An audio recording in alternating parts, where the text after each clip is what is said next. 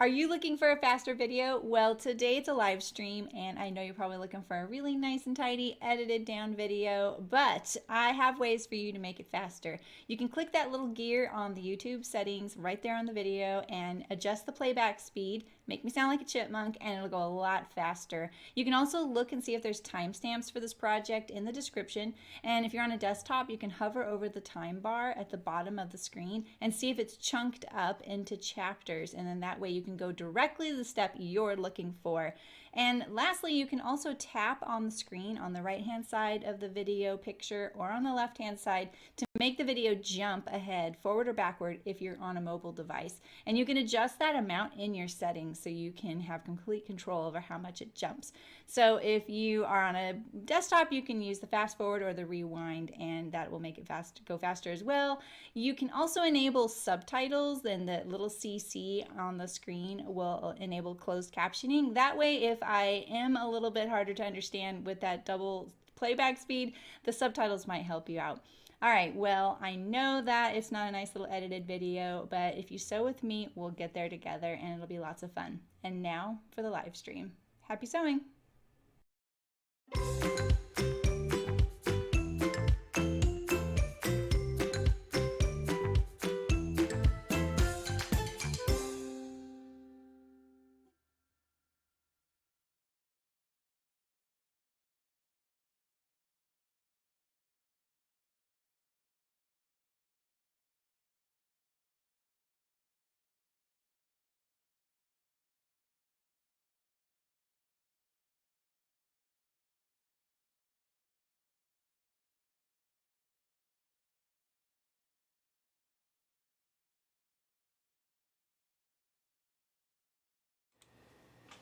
Can you tell I'm running late?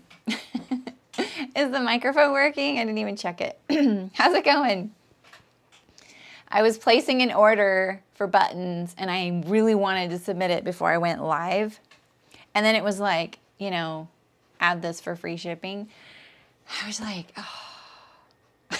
I finally gave up $10 away. I was like, it's just going to cost me the same. So, how are you? Let's see. Move this there and there and there. How are you all?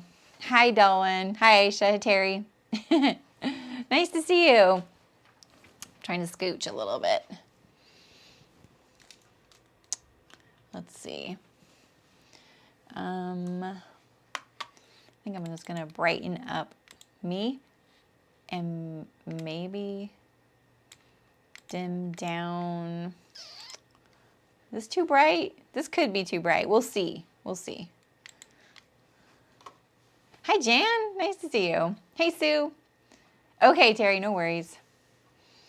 Oh, and thanks for telling me this sounds fine. Good, good, good. There wasn't any updates since yesterday, but you just never know. You just never know. It's like the one thing I would tell everybody if they went into live streaming is audio is your biggest constant battle. The cameras always work. The microphone? Maybe. So, got my dress form right here. I figured I wouldn't take it off the form first, you know. So this is where we got to yesterday, and I took my sweet time getting there, that's for sure. Hey, Libby. And we lined it, but we lined it in a way that just held the fabric like as one with the outer fabric. So not like truly lining it as far as like a separate layer. Hey, Hannah. And today we're going to add sleeves, add the invisible zipper and the skirt. Hey, Shasha, how's it going? So when I saw that this morning, I was like, oh, that's right, invisible zipper. I think that's the one of the things that gives me performance anxiety. I don't know why, because I feel pretty good at them now, you know, but it's just doing it on my industrial is always a little different. But doing it on my home machine is no better because that little, you know, that little invisible zipper foot you can buy, like, it fits every machine. It doesn't fit mine, and I have a Bernina. So maybe I just never put it on right. I don't know. But anyway, so this is looking really, really cute, though. the neckline has a binding facing, and there is a midriff. Ooh, you're kind of close, Trixie. I don't know how close I want you sitting there. It's like someone's over my shoulder, you know? All right, so here we go. This fabric is really a great pick for this dress, I think. We're making this view here, this one right here. I don't know, Aisha. You know, that is like such a classic comment from someone in the home sewing world that just clearly shows how little I know. You know, hi, Mullen. You know, because I think like you, as a home sewist, you become this mini expert in all these different things that I never really even addressed or encountered, you know? Isn't that funny? It's like, I think that's your problem. Wow. Oh, man. You probably do, Terry. So I think the two best tutorials out there, I think there's a third one that's really good, but I can't think of who it's by, I watch Angela Wolf's. I feel like it's very accessible. You will have like the things to do it. And then the Kenneth D. King one looks really, really good. What is great about his is he can get the slider completely out of the way to sew the whole zipper on, because the thing with an invisible zipper is don't buy the length they tell you to if it's the length of the opening. You want an invisible zipper that is significantly longer than the opening, like a couple inches, because you need the tape, you need it to be like, you just need it to be away from there. I'm not, maybe I'll be able to describe it better when we go through it. But his uses hemostat scissors, in which those were always around my house because I grew up with a nurse. You know, my mom's was a nurse, and those aren't like around me anymore. I know, Aisha. Yeah, exactly. Yeah, exactly. I know, Aisha. You found invisible zipper for your Juki Industrial Way Whack. Are you serious? That was what I was just trying to make the minimum on. See, I'm always nervous. I feel like their descriptions just fall short of reassurance. And I said that once in one of my things. Like they said, it was like an impromptu user survey. And I was like, I love your stuff. I just feel like some of the descriptions could be better. And they replied, they were like, oh, tell us how. And I really wanted to reply, and I just hadn't gotten around to it, and I finally deleted it, you know. And I feel kind of bad because they were like, okay, tell us how, and then I didn't. So it goes against everything that I believe in. So yeah, that would be great, Aisha. I mean, I could probably just pick one up at Rite Aid, right? You know? So, hey, Margaret. Yeah, exactly. A lot of people love his tutorial. And that being able to grab the head of the zipper and pull it past is really nice, you know? Because I think that that's what's key about the invisible zipper looking good is the bottom. Because you don't sew across it, you know, and there's no visible stitching. So it's visible, hopefully. So I think the other thing about an invisible zipper is I don't think they're ideal for really snug garments. But that's when you see them the most, because they're really easy to stretch and then they don't work. You don't have no, yeah, that's great. That's so funny, Aisha. You're like, please, let me send you some. Hey, Kelly, how's it going? I kind of love that your name has 2 L's, 2 T's. So when you say, hi, my name's Kelly Private, 2 L's, 2 T's. Do you say that? Not that there's a lot of, there's obviously variations on the name Kelly, but they're rarely with 1 L. But it's just fun to say. It's kind of like when I meet someone, I'm like, oh, hi, my name is Saremy. It's like Jeremy with an S. That's what I say. Hey, Martina. All right. Let's get to it, because I'm already getting a little hungry for some reason. So that's never boding well, right? Hi, Justine. Kelly, are you supposed to be in a conference call, by the way? Like, are you like playing hooky again? Are we gonna get in trouble? Hi, Aussie Chic. How's it going? All right, what do we got here? All right, so I also think, don't you guys think, well, it's not on the form anymore, that we could not do the sash? I think we skip the sash. Hi, Anthony. How's it going? Because we were all wondering, like, could we do this without the sash, which is like the tie in the back? And I think if you like that look, great. For me, it's definitely not a look I'm going for anymore. Like, I feel like it's a little bit from my youth. So, all right. Oh, and here's the inside right now. It's looking pretty good. So we have the, I did the band at the bottom in real fabric. And this is, the lining and this band here are my mods, my sewing mods. So, oh, like privet, my husband's ancestors couldn't spell. Like a privet hedge. That's kind of cute. Your ancestors couldn't spell. That's one of my digs on this region where I live, is that there's a lot of misspelled street signs. In fact, one time there was a fire notification for a place called Avocado Drive. So all fires, in case you're wondering, you don't live in a fire-prone area, when you see the name of a fire and you're like, why did they name it that? They always name it the origin of where it began, what street it began, right? So that's why, like, the fire here was called the camp fire, because so people didn't think it was like a fire. They thought, oh, it was a campfire, you know, like a bonfire.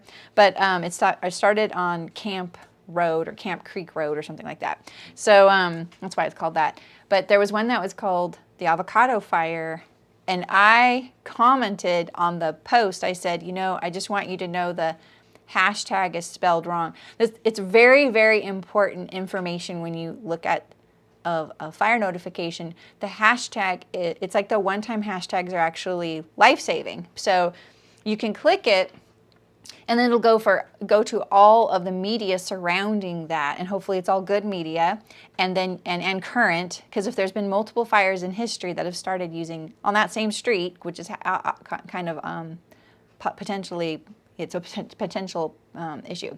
So you can go and get updated information by looking at the hashtag. But I said, oh, you spelled avocado wrong.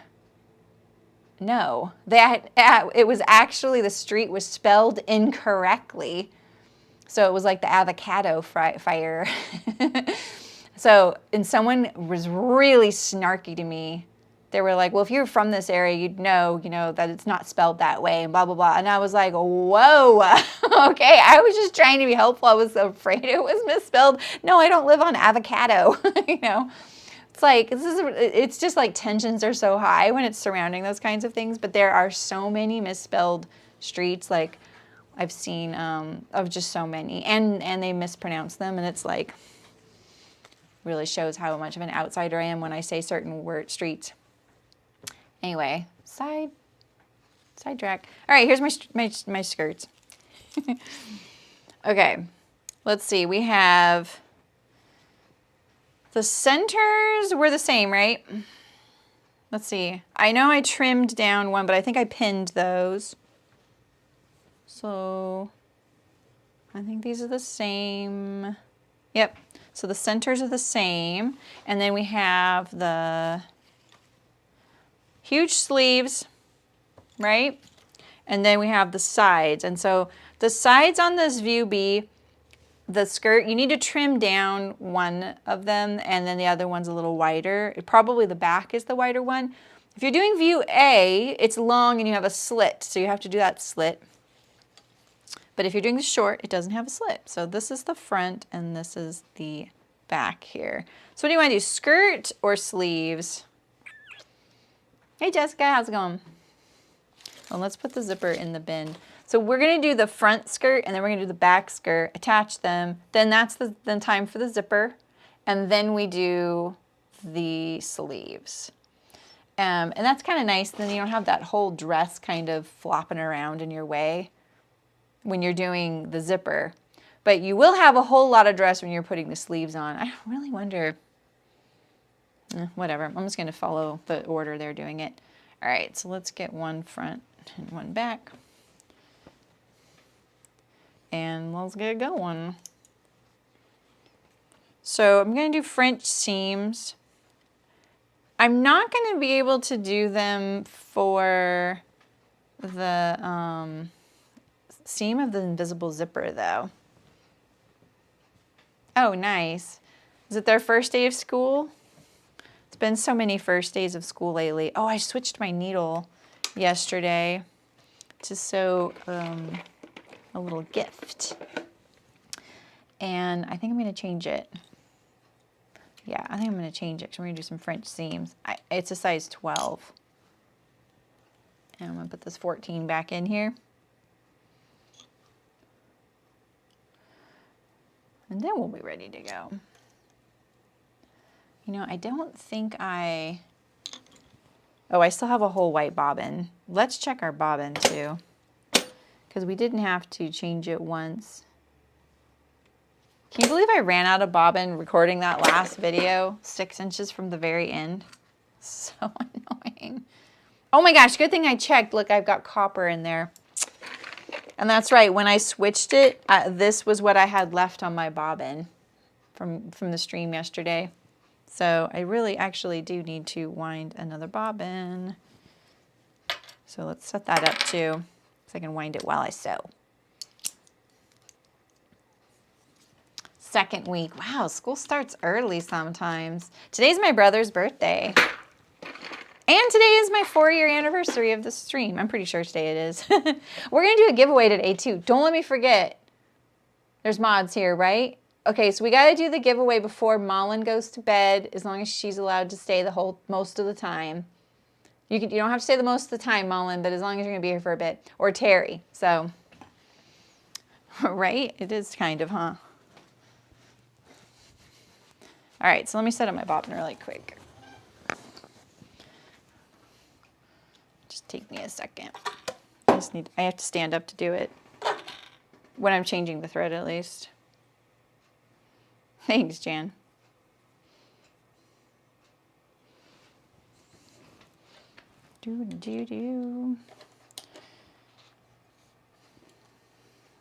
Oh, cool. Okay. We're going to do a gift card giveaway to Hearts. They gave us a $25 gift card. It doesn't expire. It probably has like minor stipulations, like you can't buy gift cards with it or something, or you can't use it on shipping, you know. So I can let you know what those are. We need to have like a prompt though to do it, because I would really like to do it in chat today. Another lap around the sun. Woo woo. Phoenix is that old too, because I feel like I got Phoenix same time. I started off with my original machine and then switched.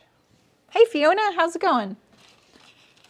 I don't have my little fabric sample here, but I'll just do 4 layers of batting. So is this side panel symmetrical?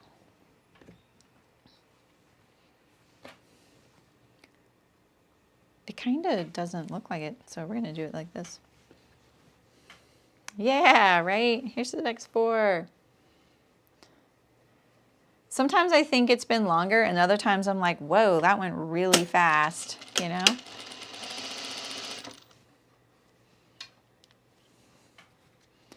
Lately, my machine feels like a little bit like it's sewing through molasses, you know, which makes me think like the pressure is too high. Nonsense. Hey, Polly.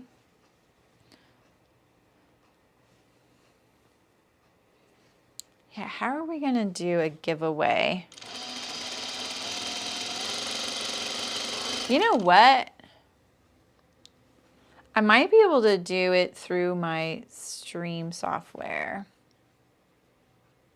Oh, I just started sewing. You didn't miss much. I didn't chat and chat and chat. Like yesterday, we chatted for a while. Wow, 500-mile road trip. That sounds nice. All right, let's do all of our French seams on the front and the back, and then we'll press them, and then we'll come back and finish them. Bobbin is winding. I've learned to check now. Some of the bobbins I got don't fit the spindle very well, and they don't spin. They're like a tiny bit bigger. Hey, Amy, how's it going? Oh, nice.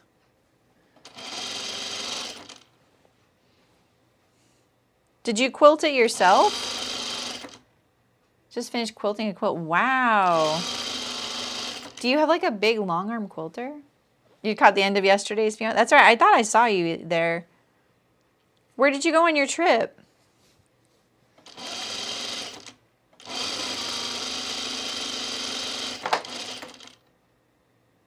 What was that? Something just fell.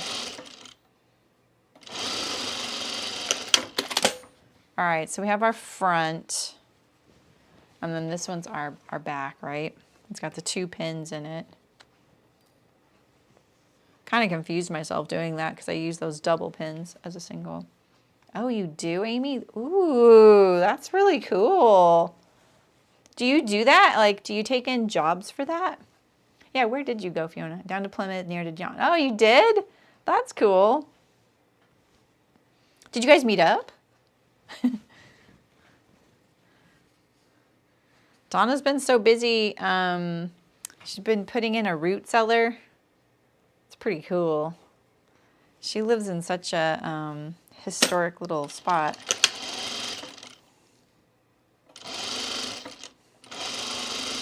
It sounds so creepy that I know so much about you guys, but if you don't know, I meet a lot of these folks in like Zoom workshops. And we mostly talk about sewing, but occasionally some, you know, personal details will pop up. Oh, this is actually, oh, no, wait. One of these does have a, oh, there it is, okay. Yeah, this is right. I just thought I was sewing the side seam where the zipper notch was. Oh, yeah, that's great. I know you said you do Project Linus. That's really awesome.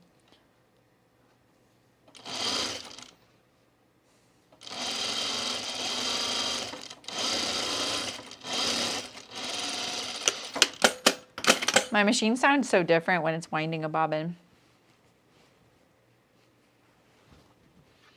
Oh, that's right. You were helping your daughter out. Oh, well, I hope she's feeling better. Bobbin trick. Wrap the thread and feed it through the hole. Hold on. Yeah. That is the way. I feel like that's like a 50% of the world does it that way. Yeah, and so Rayanne did it that way, and I was like, every time I would try it, it wouldn't work for me, which is so silly. It was always just bad luck when it wouldn't. But you're right. So when I do it, I wrap around the bobbin, which I'm not sure technically is great because I think that I'm wrapping it the other way.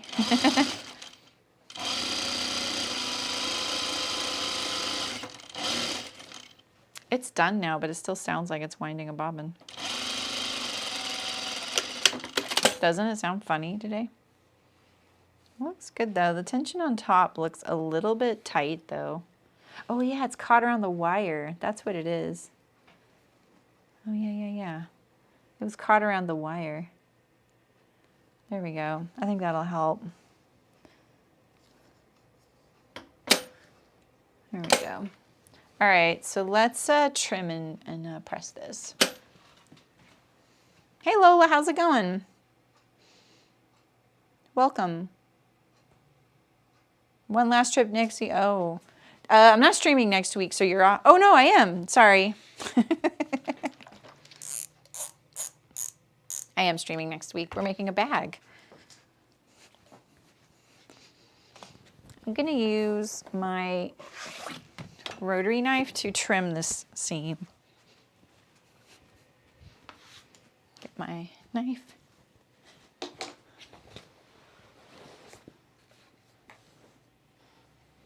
And we'll just trim this. I like doing it like this so much faster than my scissors, you know.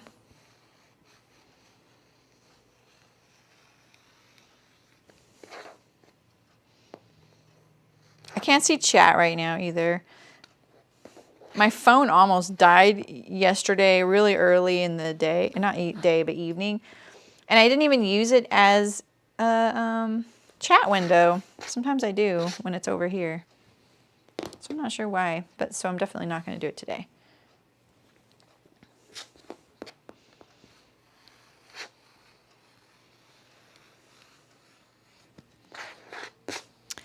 This time, when I do my invisible zipper, I'm going to try and write down my tips for myself afterwards. I feel like I discover tips every time, and then I forget what they are, you know, when I'm using the industrial, because it's a little different.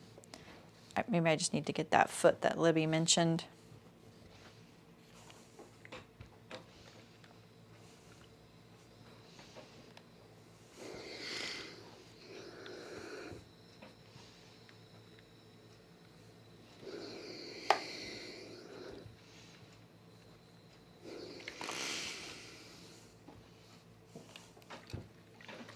I'm going to take out most of this center wrinkle, but I'm going to leave some of it so I can still see it at a glance, you know? It's kind of nice. This is a smooth, there aren't any gathers in this, right? That's why I like it, but this looks so big. No, that's probably right. Okay. Fine. Let me be in denial, you know? All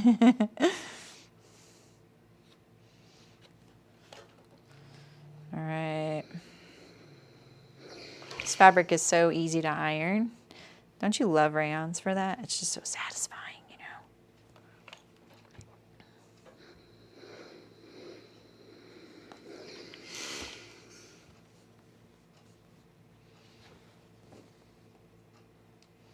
Okay.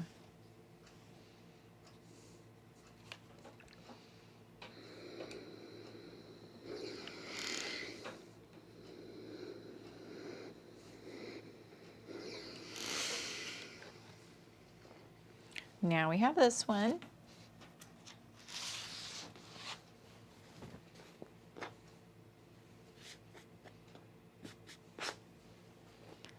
One thing I've learned with this wool mat is that, I mean, it's not a big deal if you get it really thready, because you can actually use a lint roller on it, but it will grab threads. Whoops, I just got so close. Oh, maybe it just felt like I got close, but I mean, it's not far away, but. All right, one more.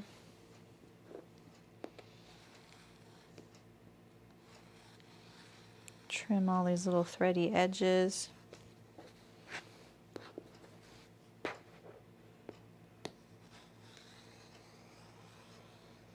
All right.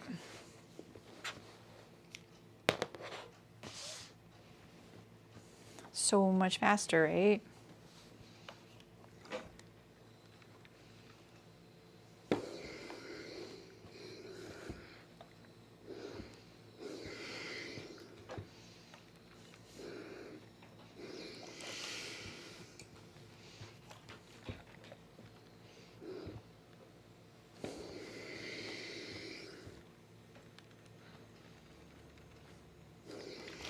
A little ironing ASMR for you.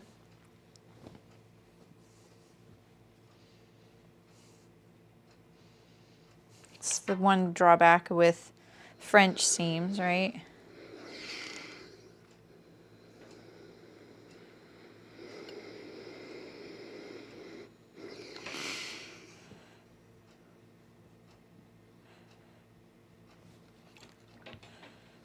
All right.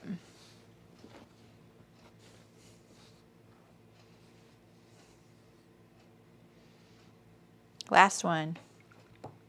I always feel like a aerobics instructor when I do that.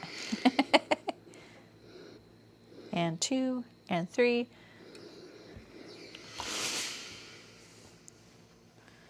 But I like to tell you guys, like, all right, this is the last one, because you're just like, oh, this is a little boring. What are you doing? Are you still doing that? You know?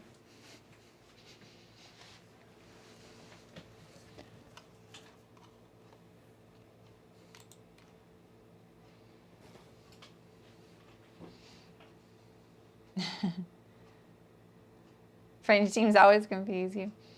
You have yet to work with rayon, really, Terry? Well, you do a lot of sewing for your guys, right? Yeah, I have some, Kelly. I'm one of their Minerva ambassadors, and I got one of the prints. I'm going to make some Caroline pajamas, I think, out of it, with some, like, piping. Are you adjusting? That's awesome. Those are 2 good projects.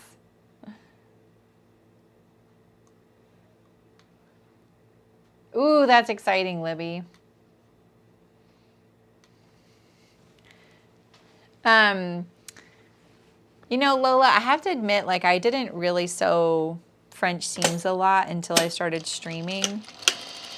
And I feel like I even kind of thought of them as like, that's what the sewists who look down their nose at me, that's what they do. I'm not saying they don't, but the reason I started doing it was that I really wanted the stream to be accessible to people, even if they didn't have a serger, you know. I have a serger and a cover stitch, and so I barely used it. I barely use it still. And that's just because, like, I feel like you can do so much with just a straight stitch on your machine. And this is one of them, right? So it is a little bit more work, but I have to say, like, I do sound like one of those stuck-up sewists now, where they are my favorite finish because I like the way the garment feels. And there's something how it just feels so sturdy, you know? The tension looks a lot better now that it's not, but it's the stitch length that's just really, really a little bit short.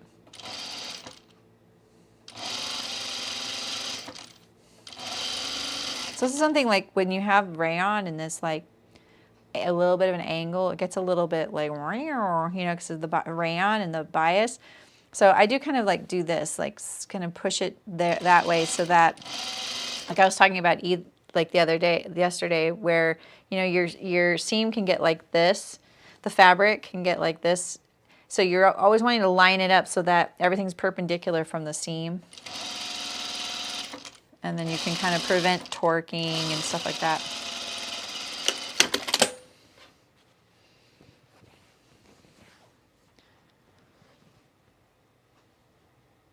Oh, really? Yeah, rayon does fray a little bit.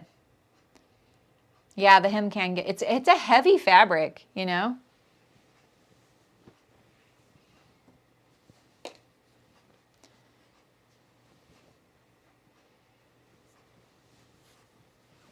Yeah, right, Anna, exactly. In deep ocean. Wait.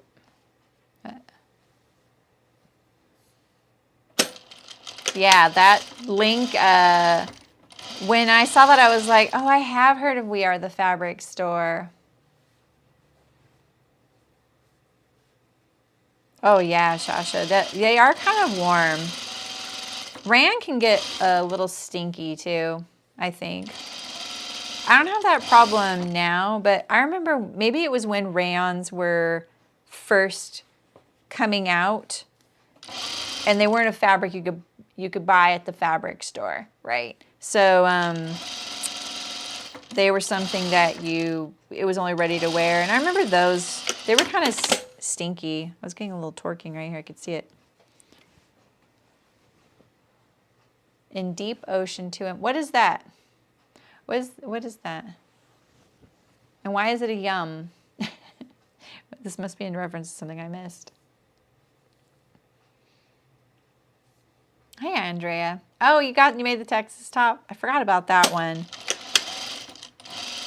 Yeah, that one would definitely benefit from some French seams, especially since I feel like it's got a little bit of,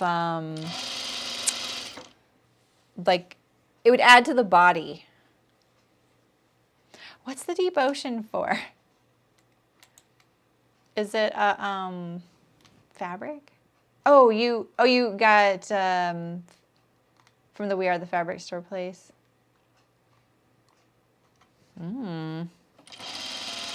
Yeah, I really want to check out the Liberty Knits. Or maybe I don't. That sounds amazing. That's the color merino you bought. Oh.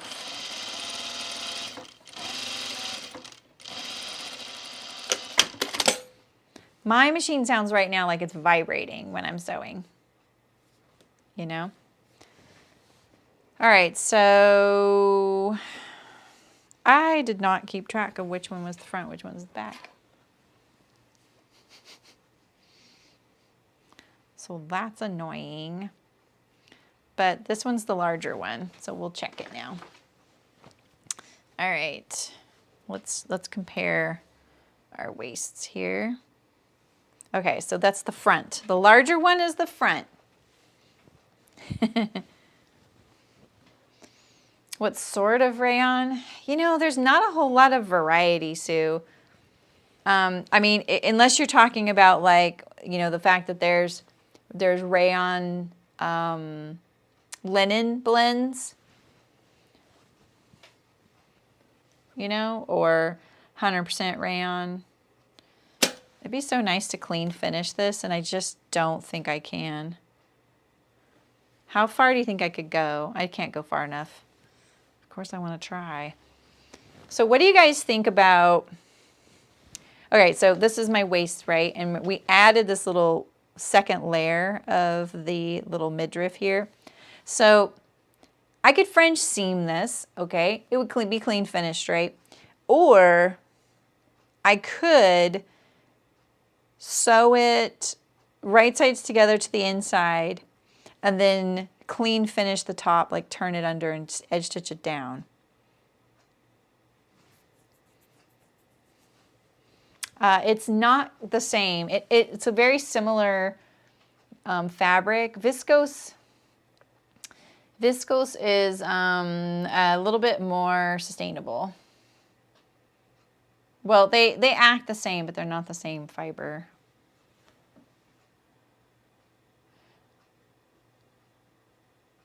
Oh, a place in LA called Hobby Fabric. Kelly Bot Ranger. Yeah, that sounds so good. Yeah, cotton rayon blend, that's a kind of a good idea.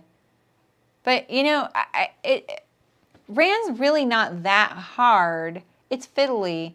And it's all about trusting what you're doing.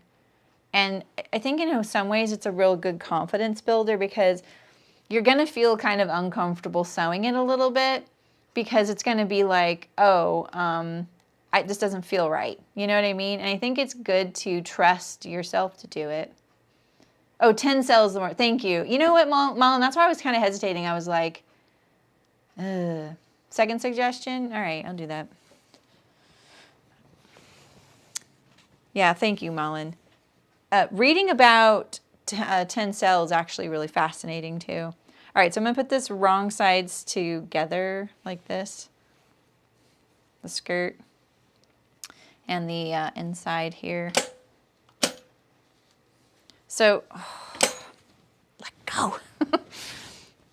When I first, or like in the early years of me sewing, everything that you had to finish in general, they would have you like blind finish it, you know, meaning instead of this method I'm doing right now, you would sew it right sides together to the outer one, right? The one that is going to show to the world. And then you would have to turn under the edge of the inner one and then hope you catch it perfectly from the right side. And I really think that that's just a recipe for frustration, seam ripping, doubt, you know. And so a while back, that's why I developed the way I like to sew yokes, you know, so I don't have to do it that way. And that's also how I got to making all my collars, collar stands, waistbands like that too. So I wouldn't have to worry about it, and that's what I'm doing now. So if you do it to the inside, right, the inside's done. Doesn't matter now where my needle lands on the inside, it's going to be fine. So let's iron this so this is laying flat. You can iron this edge under too if you want. I don't know. So it's kind of 6 of one, half dozen of the other, you know. Yeah, it's mostly the cutting of the rayon. Yeah, right, Marlon, that's funny. Yeah.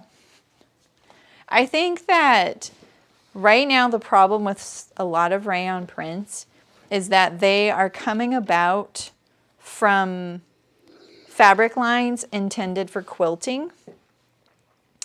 And so the prints are a little too motif driven, you know. There's like, you know, things on them like animals and stuff.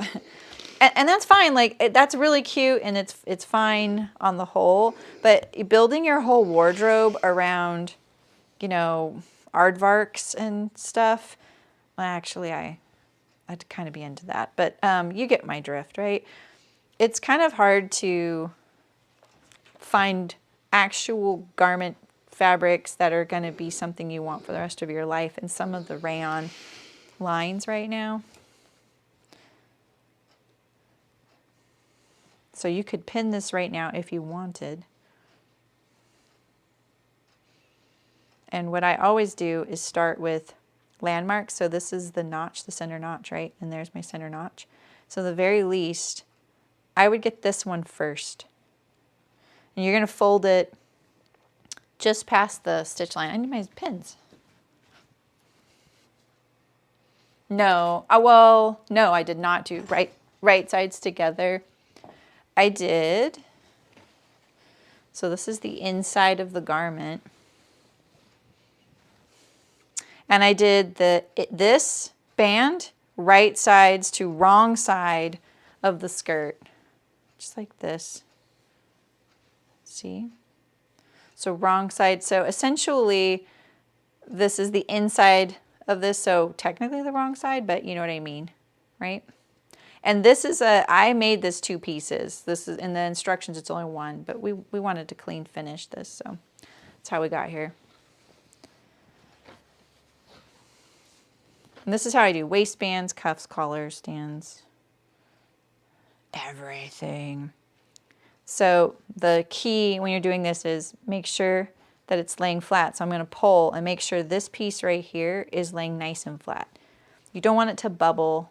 You don't want to pull this so much like this, like that, right? And then you'd have this bubble in your waistband, right? So you need that to stay nice and flat. And then start with things that are non-negotiable. The center is non-negotiable. And if you start there, you're more apt to not get this to happen where if you start pinning going along and you start pulling it like this, right, and you get diagonal lines, you know. So now my other non-negotiable is down here at the end. So let's do that one, right. And I just put that fold just past the stitch line. Now in between, this is much easier. It just does it itself. We don't have a notch to go to this seam here, but that's okay. It's really a short distance, so we can handle this. We'll pin it all. I normally wouldn't, but I'm totally fine with pinning it too. It is nice. Okay, so this is our other non-negotiable here. So we're going to put this nice and flat. Trying to get those threads in there, line it all up, and now we just have the center, pull a little bit, and then we're ready to sew it.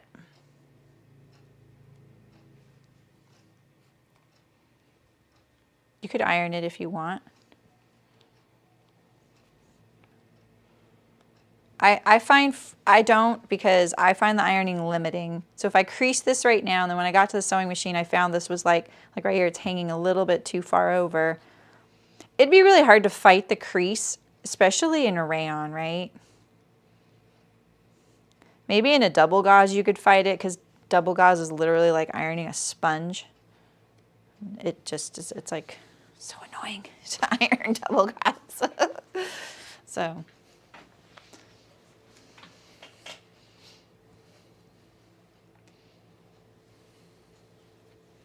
Hey Elena, how's it going? Yes, Walter, how's Walter doing? Walter, the cutest dog. All right, and so now we're just going to start at this end. So if you really want to make sure you're landing on the right side, the inside of your waistband here, you need to stay to the right of your stitch line under there, right? I don't really care either way. Like, that's fine with me. My ego's not tied to that. It's just, I'm not entering this in the fair to be judged, you know? Life's too short. It'll be nice if it does. You could also hand sew this if you wanted it to be invisible. Again, life's too short. Just teasing. I don't judge anyone who does that. That's awesome if you do that. I should more often. I highly recommend an awl for stuff like this, because you probably can't tell. It's so busy right here. So this is the edge right here that I'm sewing. See? Right there. So right here before this pin, this fabric is kind of doing a little wrinkle. Let me exaggerate it like that. And so with the awl, I can kind of push it down and kind of ease it in there a little better.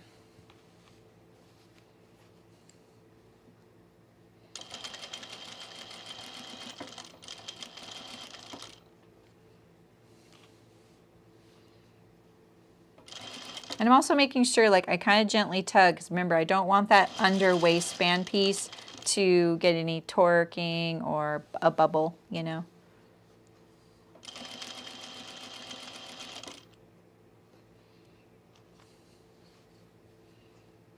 See, if I can see my stitch line right here, I can kind of push this under and make sure. And if maybe my fabric is a little too shallow, we'll just pull out a little tiny bit, make sure everything's okay. And what I do is I pull back this top layer, and then I can grab it and pull it a little bit and make that fold shallower. Hopefully you can see that. And admittedly, this is definitely, it's not a very fancy finish, and I haven't been really paying attention if I'm staying even from the edge. Ooh, it looks like my tension's off again. What's going on with my tension? Is it this thread? It doesn't look very good. Let's see.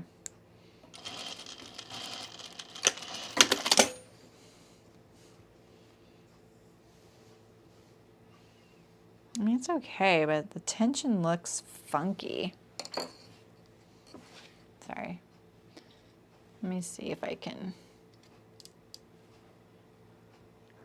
loosen it up a bit. I need some, oh, we have our sashes that we're not gonna sew. Don't tell me you guys want sashes now. Hey, Sydney.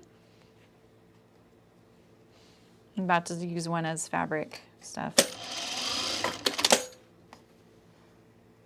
See, the stitching looks good there. So why does that keep happening? Maybe I just adjusted it enough then.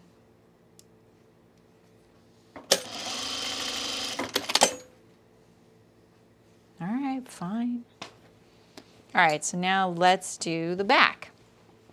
Same thing. So here's the inside of our dress, right? And we're going to put the skirt wrong side to this, right? And we just want this layer. So let that other one drop. If you get confused for stuff like this, it's totally fine to just lay it the way you want it to be when it's going to be in its final state, and then, you know, flip it around to get it to where you can sew it. I've certainly done that too, just when I'm like, okay, right now my brain can't think inside out on this particular task.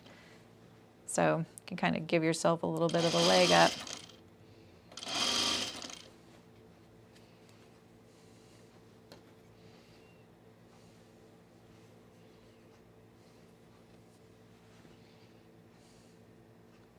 Pushing my skirt seams towards the front as well. All right, and so let's go iron this one and pin it. Where's my pins?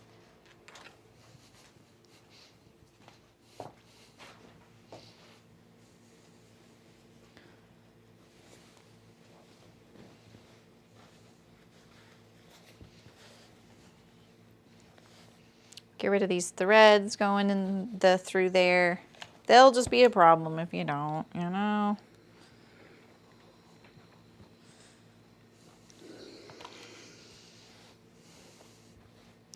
You can see, like, I did a nice, like, smooth seam, but you can tell the seams here, they pull on that, right?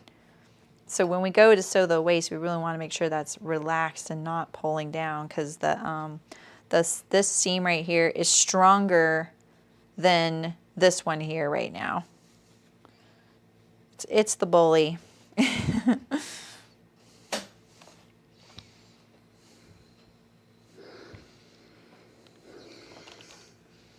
All right, and so same thing.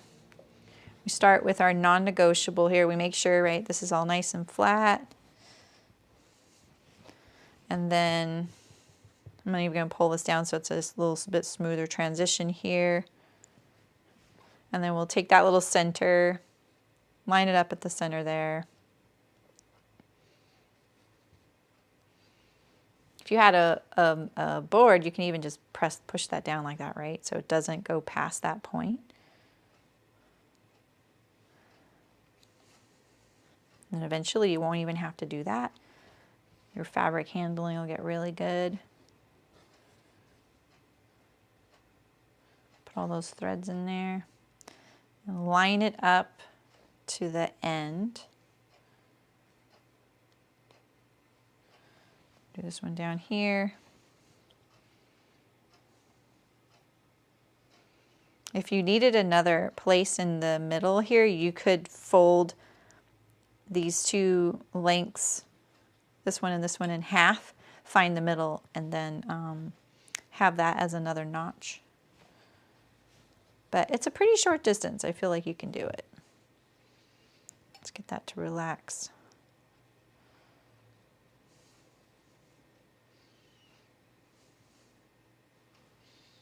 All right.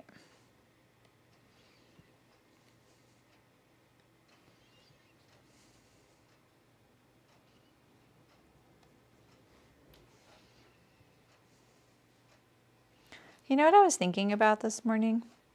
When do you think pins were invented? What was making me think about this?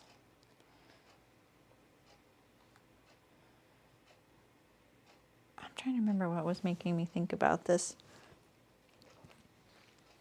I think it was someone said something about, was it pins?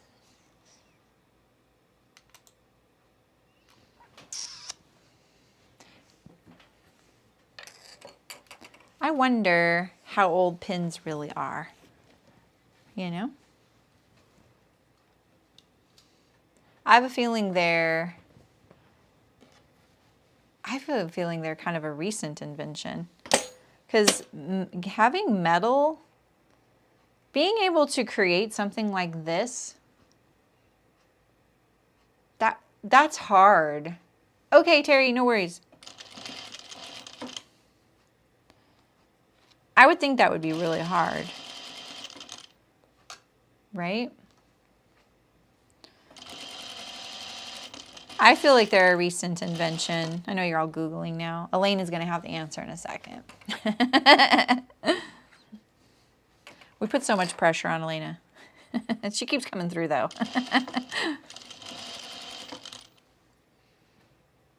1796. All right, I need context.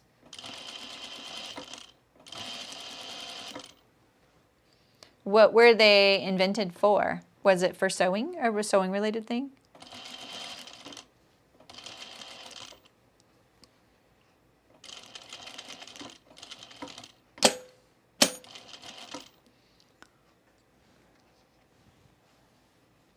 Bone and thorn. Oh, right. But what, okay, but were they used for sewing? I know to hold clothing together. That's different. That's a closure. Like a shawl pin or something like that. I get that.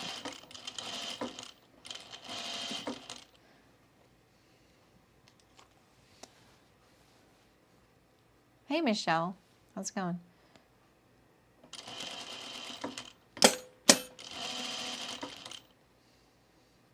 Because I feel like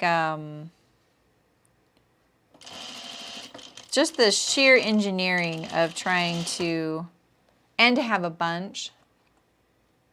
Development of the pin, closely parallel that of its perforated counterpart, the needle. Right. Okay, so when was the, and the needle, right. So we've had the needle. Okay. Thorn pins. You can come to my place. Or cactus tines. Oh my gosh. My property is covered in pins. In fact, I'm pretty sure I have a couple lodged in my body somewhere. See how that one turned out. I was a little distracted. That's fine. But look, it's nice and clean. This is what it looks like the inside, by the way. I did pretty good. I landed on the whole thing except for right here, right where the seam is bullying. You can't really see. Let me darken it a little bit.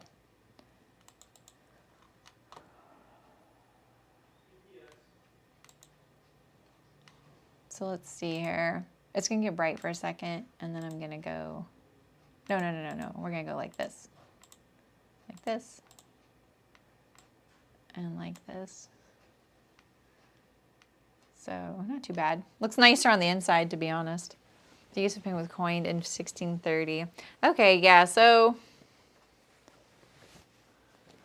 Okay, Sydney. There's the other one. All right. Oh, interesting. That's so interesting. I love that. Oh. Okay. So we're at the visible zipper part. Okay. So here's small zipper. We could do we'll do the zipper first, and then we'll do the other side seam. This looks so white, and right here, it's like, is that dust or something? What is this? All right. So if I was wearing this, the zipper would be on this side here. So I'm gonna overlock these two long edges here. The more you know, the more dangerous we become. Man, there's some static today. We haven't had static for a little bit. Okay. I'm going to try and make this a little, oh, this is as narrow as it'll go. Okay, fine.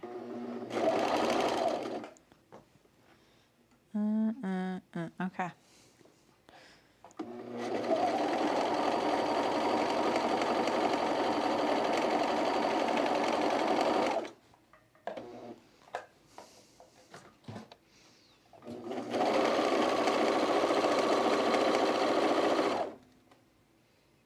Oh, this is not looking so good. Let's tighten this up.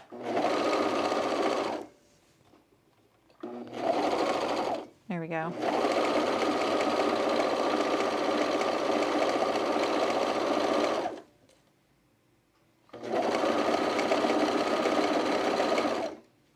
That's a bummer that I didn't notice that.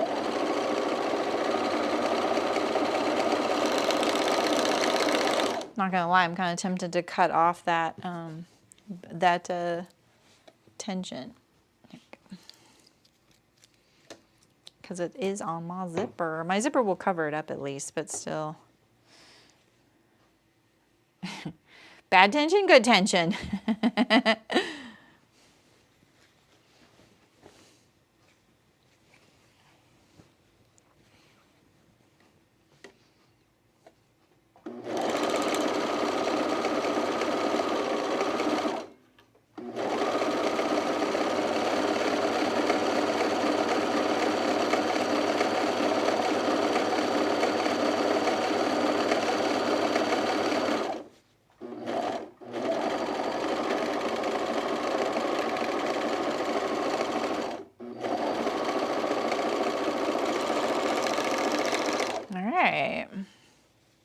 Our edge is prepped.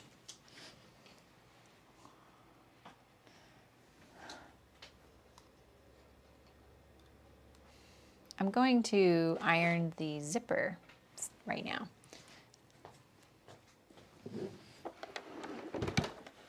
And you know, I think you know what I should have done?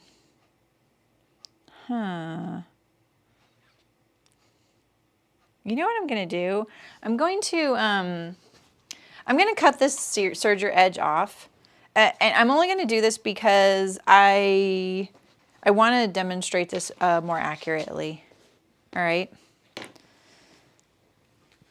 It's a store sample, so, you know. I'll trim off the same on the other side and I'll adjust my sleeve if that makes you guys feel better. Slicker than snot. But I'm going to add a little bit of interfacing to the edge right here to kind of stabilize it. Okay. So where is it? Other side. So my bad. We're going to start this over. And I'm just going to trim off this serger. I could sit here and take it out, but we're not going to do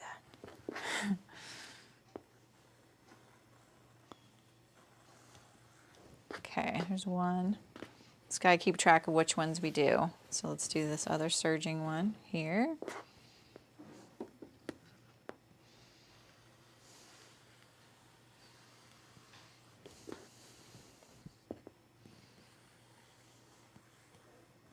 This is kind of satisfying, isn't it? All right. Okay, so that was these two here. So now let's do this one here, just so that it's even and the dress doesn't pull to one side, you know? Even though it is a store sample, someone will probably buy this. We're making it 1 inch smaller in circumference. We can handle that.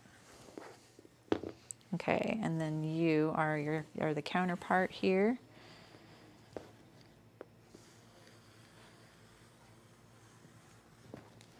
And we'll trim the sleeve right now too, so we don't forget.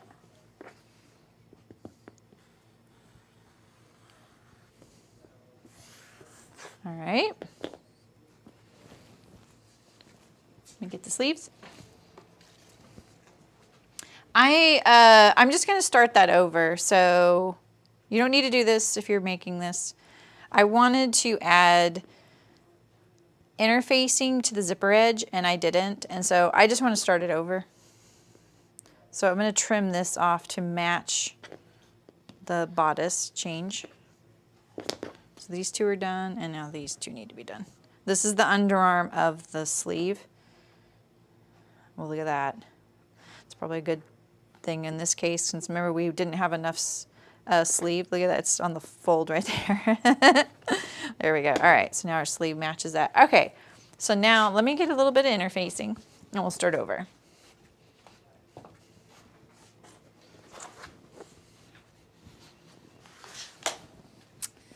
Let's see here.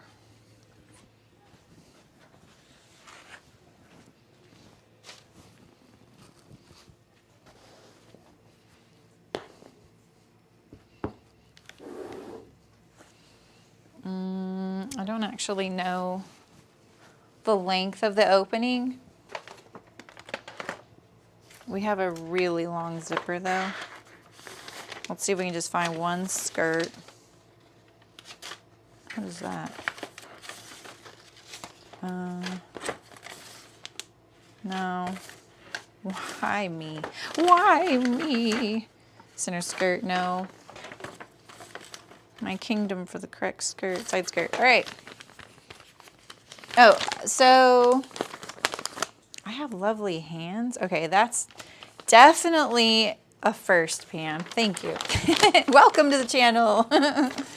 All right, so the zipper end is here. So I had overlocked my side seam on the side that the zipper is going to be, and I forgot to put interfacing there. And so I want to rectify that. So I'm just starting over. So what I did was I just trimmed off the overlock edge, right? This is a store sample. So I trimmed off the overlock edge that I just put on there. And then I trimmed it on the other side so that the dress is symmetrical. I trimmed it off the sleeve so the sleeve will still sew to it. So now we're back to ground zero. All right, that's what I did. And so now I'm just measuring the zipper length here, 12.5. Because I lost my notch. And I'm gonna make a little 1-inch strip for the interfacing for each side, okay? I'm using a pinking blade. You don't have to, but because it blends in better to the fabric when it's ironed and you don't see it on the right side. You probably won't see it no matter what. So I'm just doing this because this is like a nice little trick I saw on the Angela Wolf tutorial. All right, so now we're ready to begin our invisible zipper install. Okay, so if I was wearing this, the zipper would be on this side here. All right, I am right-handed. I put the zipper on my left. You can put it wherever you like. So I'm gonna put this interfacing here. Let's get that away from there. Okay, it's not hot enough, apparently.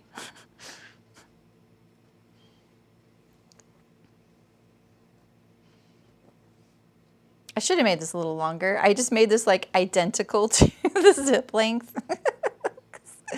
Oh, and you know what? Actually, we'll make it a little bit lower. We're gonna bring it below the armhole. We're just waiting for it to warm up. Sorry, everybody.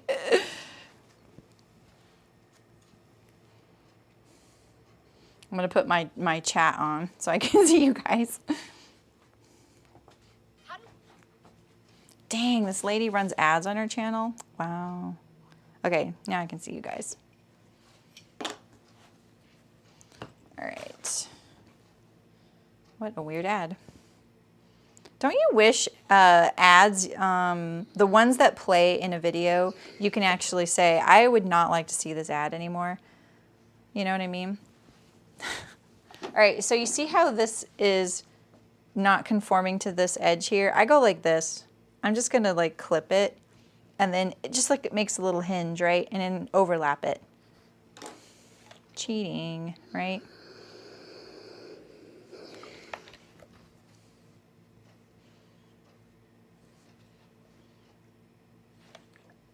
There we go. Stay. Okay, so now I have this little interlocked edge there, or not interlocked. I don't know why I just said that. Interfaced.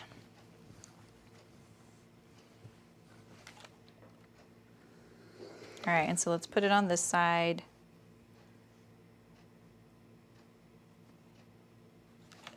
Oops, we're gonna go far down.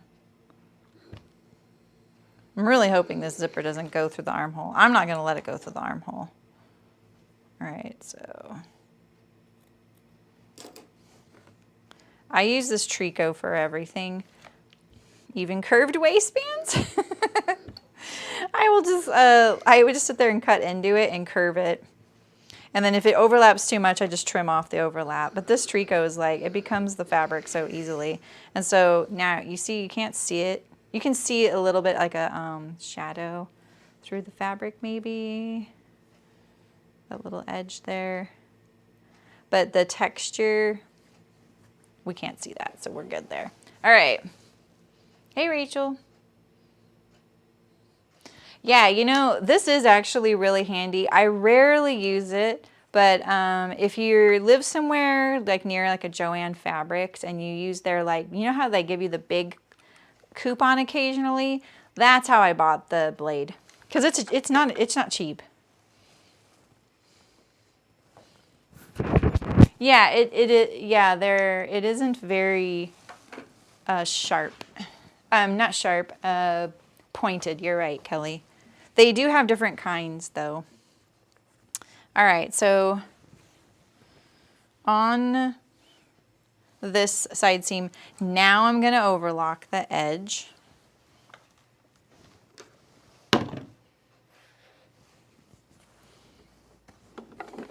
I am not an invisible zipper expert, you guys, but you know, sometimes it's great to see beginners do it, right? Because then you're like, okay,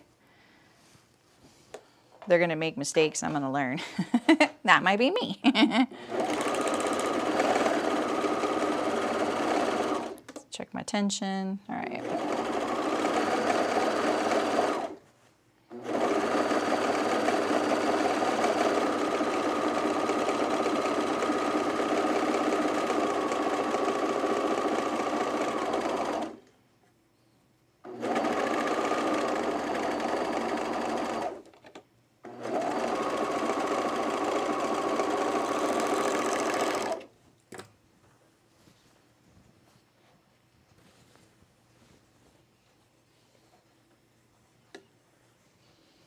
You need it.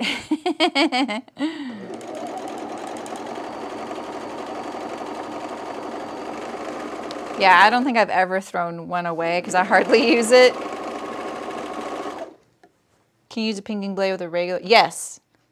Nope, that is, you just buy it separate. I think it only comes in the 45 millimeter size though. But yeah, I use it in this handle because I'm not a fan of this kind of handle. So I just put it in the handle I don't like very much. And if you like this handle, that's great. Like, don't let me influence you. Like, that is totally a personal thing. There's nothing wrong with it. It's just not my style. So.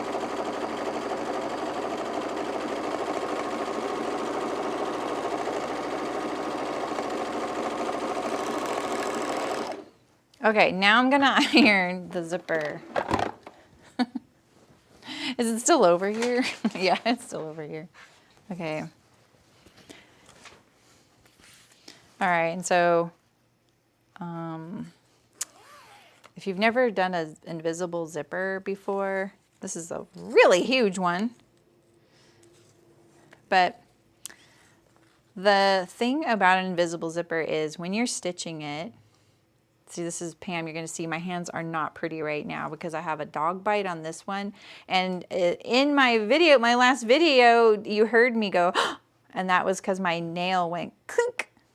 So I'm sorry, my hands aren't very pretty.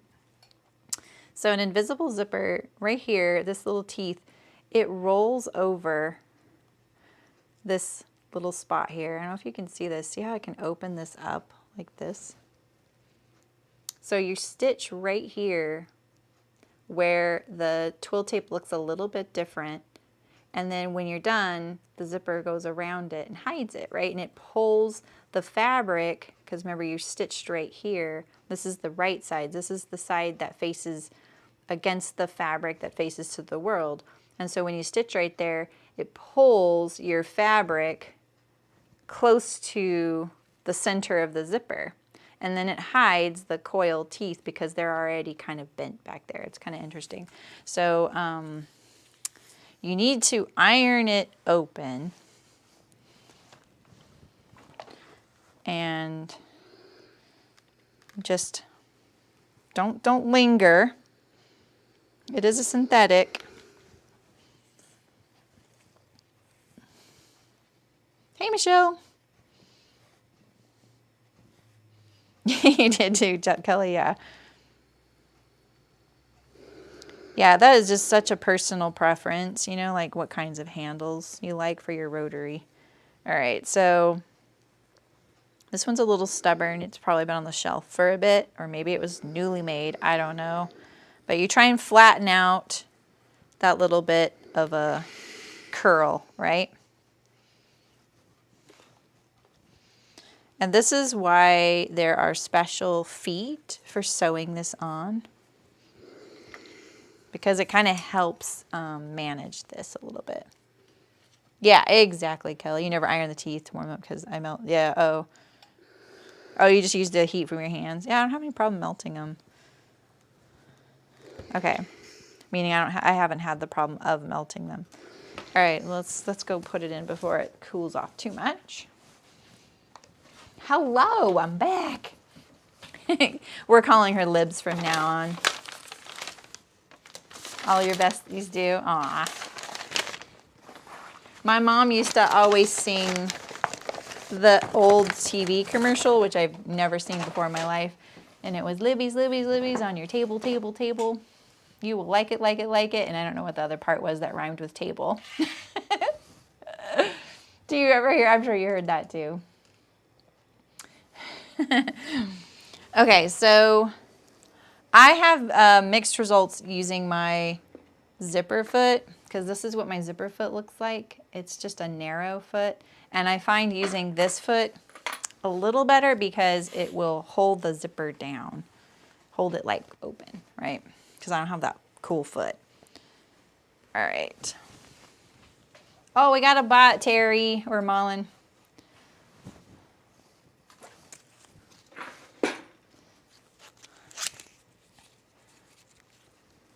Level what? All right, so thank you. Kelly's song from Tears. Oh my gosh, that's funny. All right, so I'm going to read their directions real quick to make sure I don't do something different than what they tell you to, because I don't think there's much in the way of instructions for it. Yeah, baste the left side of your visible zipper to the front of the dress with right sides together, starting at the top zipper mark and stopping at the end mark. Turn the right-hand side of the zipper twice and baste it on the back of the dress with right sides together. Oh, interesting. Just left side of the... Yeah, so there's really not any instructions. Oh, something about the label. Oh, interesting. Okay, so the number one thing about sewing an invisible zipper is not getting confused with your left and your right, okay? So if you have to, put it on the dress or garment and then, make sure that you're okay, because this is the number one thing people do. And you'll see it in all the comments of all the YouTube videos, right? So like, here's my zipper's right side up, my dress is right side up, right? We're gonna turn, put the zipper face down, and then you can go like do something like this, like pin it, and now open it up, and you are assured you have your zipper the right way, because it gets a little bit kooky. You're like, ah, that's all this stuff, right? That's what winter tape is for. Oh, it was canned vegetables. They're probably still being made too. So, all right, so I didn't see the top zipper mark on the pattern, but let's just do it like, we're gonna do it like 2 inches down from the armhole. All right. I'm gonna do 2 inches down from the armhole. We're gonna start the zipper. We're gonna put the end of the teeth there. All right. Well, we'll go actually a little bit above it. Yeah, it's a tinned. It was yeah, it was canned veggies. All right, and so now your goal is to stitch. Okay, can you see? I don't know if you can on this white zipper. So the tape right here, from here over is one texture. From here to the base of the coil is another texture. If you can stitch in this little narrow strip here, that's the ideal. And Libby's pork and beans. Pork and beans. All right.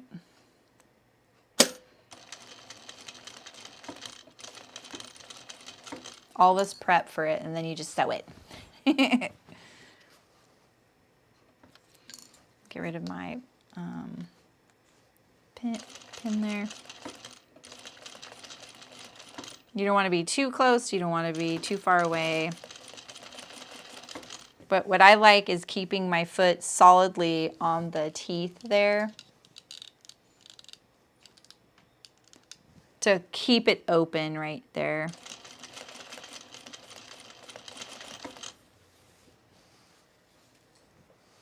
Looking at my tension since it's been a little bit grumpy.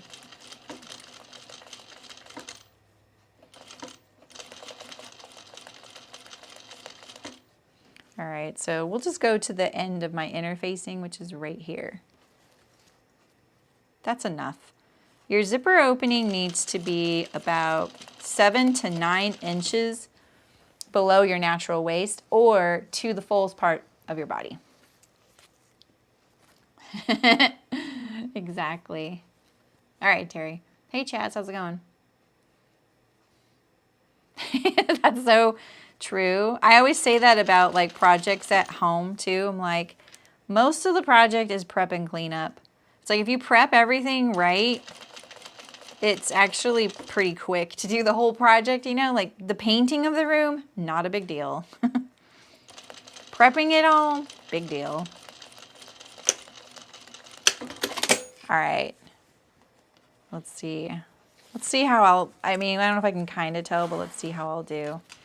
So see when it's zipped, how it rolls to the center of the zipper. Hey Barbara, how's it going?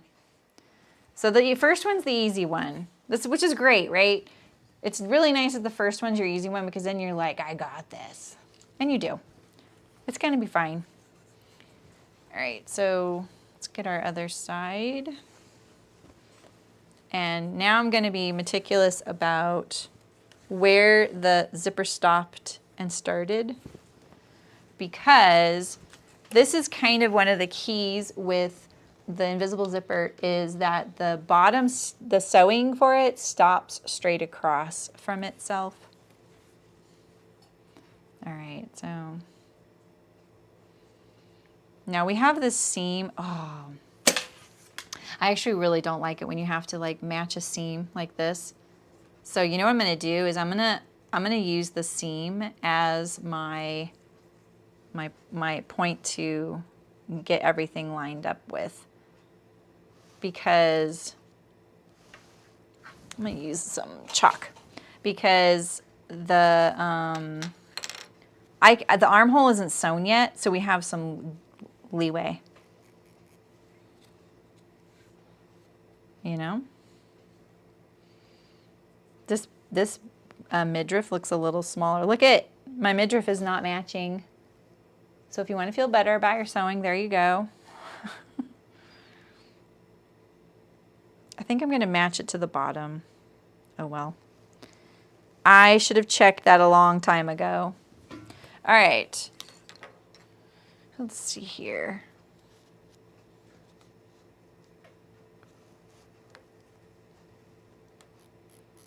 So I'm just marking all my little spots here.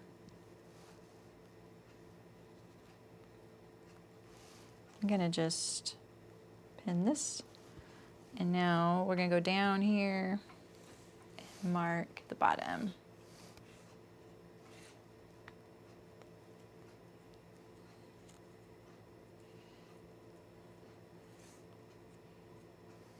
So it stops sewing right there.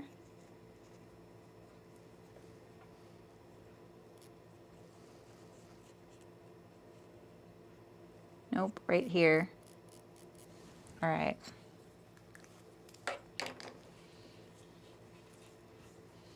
Okay, so now don't get your zipper twisted, right?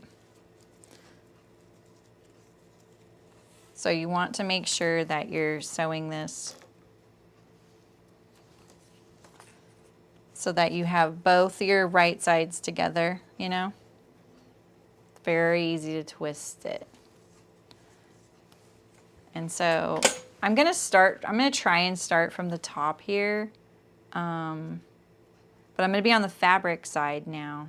Oh, no, you know what? I'm not going to. I'm gonna sew from the bottom up. I bet Kenneth King and Angela Wolf don't do that though. All right.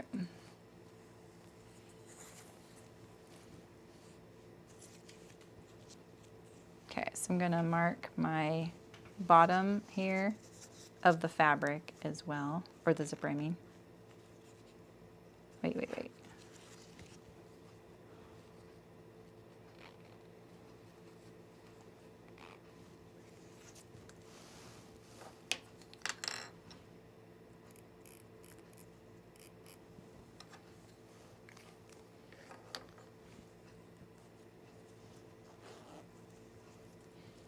See, I'm kind of fumbly. I'm just really not, this is not my strong suit. Okay, so I'm lining up my zipper to where that goes there. And now I'm gonna start sewing before I lose all of it.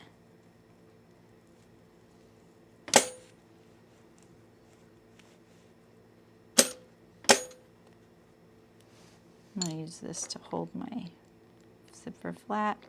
Oh, no, my feed dogs are not cooperating.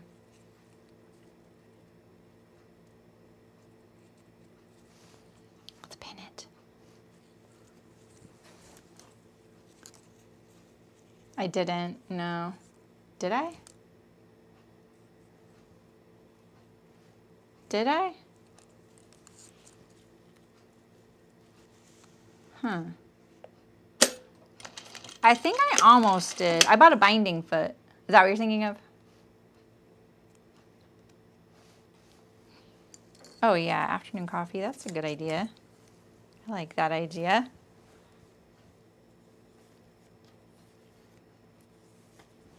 Oh boy, is this twisted? Ooh, I'm gonna make sure. Now I'm paranoid. Let's see.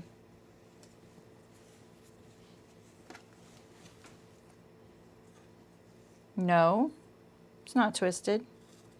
It's twisted up here. Look. Good thing we checked.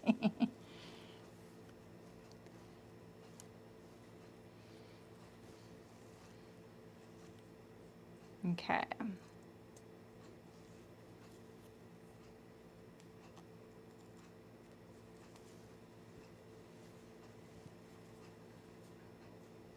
Making sure.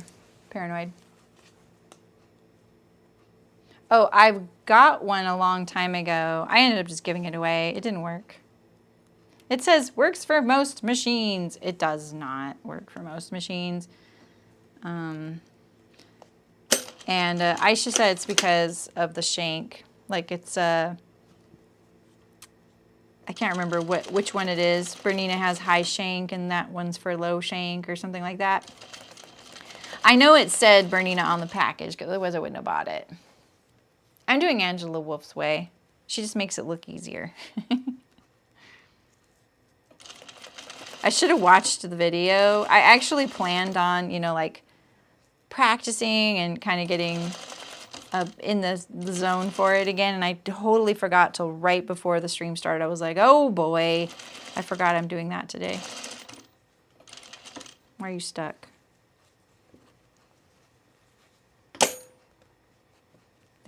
I think a thread from my serger got caught. Yeah, and it yanked, it kind of like yoinked my needle over. So let's pull this back over here.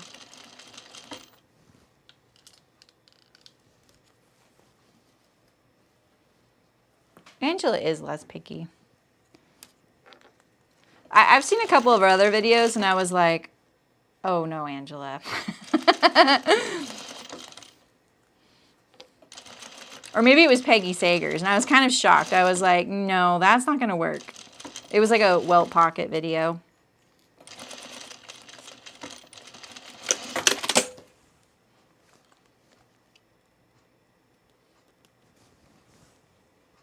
Getting rid of these threads so don't cause a problem. Yeah, I think I probably should have, like, this is the beauty of Kenneth King's, is that it's really easy to sew below the zipper, the fabric together. This part right here, because see, here's the problem now. When you go to sew your seam below, you really can't get right up there. But you could if you have the hemostat, because what you can do is the zipper can be apart. I'm pretty sure that's how that's the crux of it, right? All right, so let's look at my zipper first before I finish it off. Let's see how I did.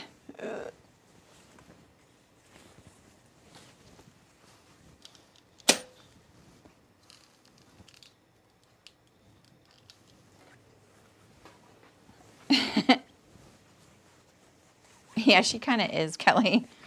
I think people like that, though. From my experience in the YouTube world,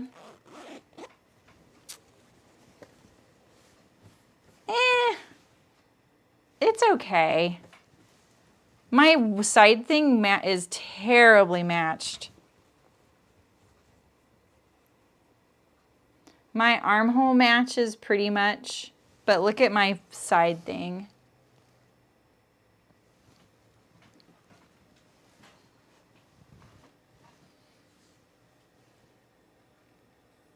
She bastes it to the end of the zipper.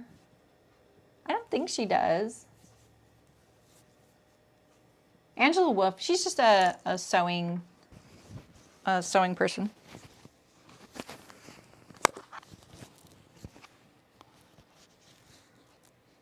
Is that a blue dress or something like that, Aisha?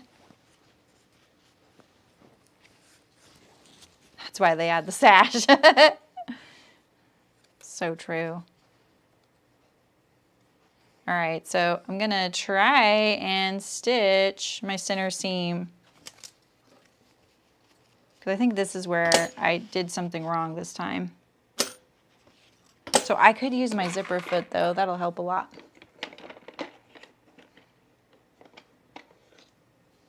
Oh, thank you, Amy. That's it. Aisha's like, I am right about this. Aisha's sassy today.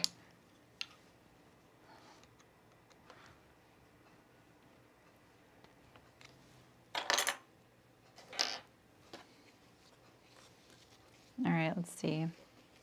Yeah, but you need those special scissors to do his, Libby. That's the only problem with his. Because it's really good. Let's see if I can do this. Yeah, I'm going to try this. My interfacing isn't quite adhered.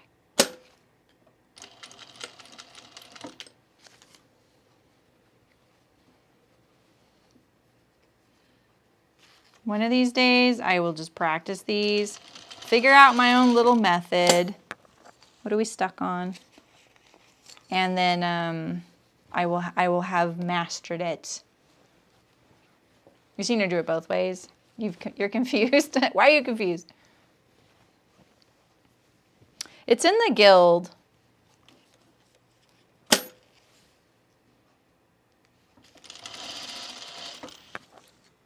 There's something going on right here. Oh, okay. I think my serger thread got caught again on my my feed dogs. All right, here we go.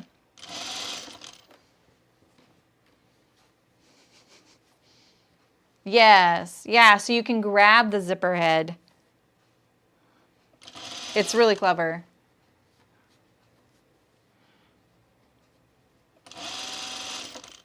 Yeah, I don't think she does any, but in the video I've seen, she doesn't do any basting.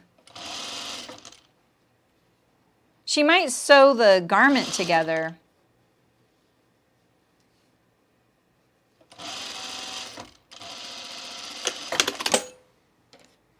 All right. Oh, sorry. Gonna take out the zipper foot. Let me check it first before I do. See how it looks below the zipper right here. It's okay. There's one little, I can see one stitch there.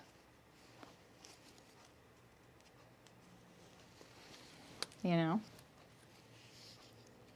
See that stitch right there is kind of loose.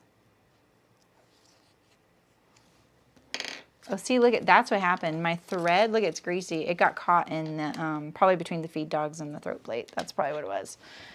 Super rare. Oh, the bots are back. Thank you. You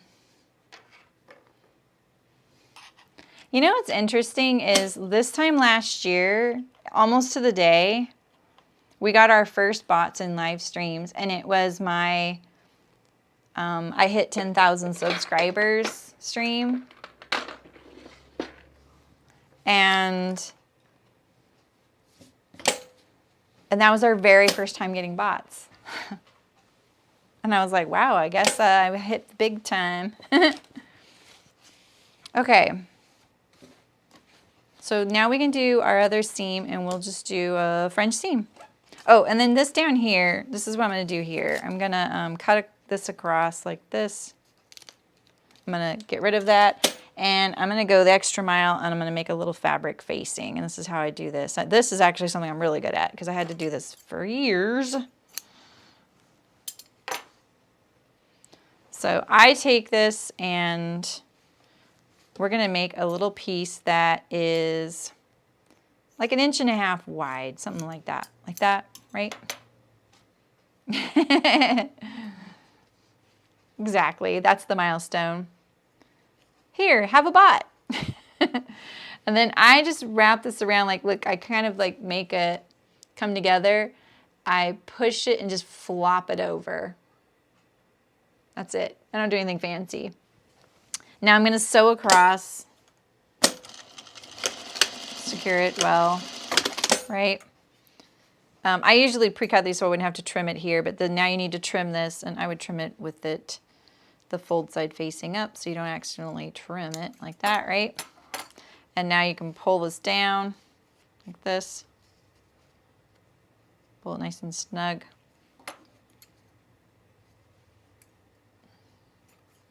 And then we're just going to tuck these in. I grab this right here because this is the problem side right here, the part that separates right here, right?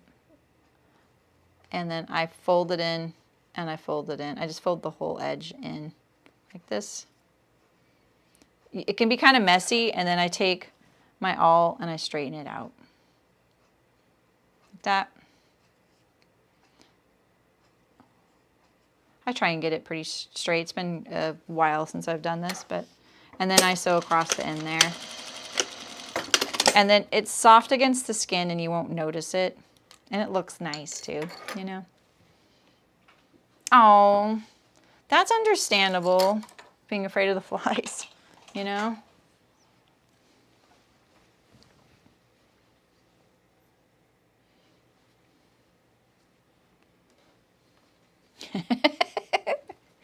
When I met my husband, Terry, he used to like he'd look like he was asleep in bed, and then he would hear a mosquito, and he'd instantly jump on the bed, and he would be like, this is the most active I would see him. He's the most calm, like composed, dignified person I've ever spent so much time around, until there's a soccer game on TV or a mosquito. And I was just like, mosquitoes don't bite me. So I was like, oh my gosh, you really don't like those things. He was like, who does? It's so funny. All right, so we're just gonna do a French seam over here. Let's see if I can match my, I mean, it's not gonna match if it's a different height, and it kind of is.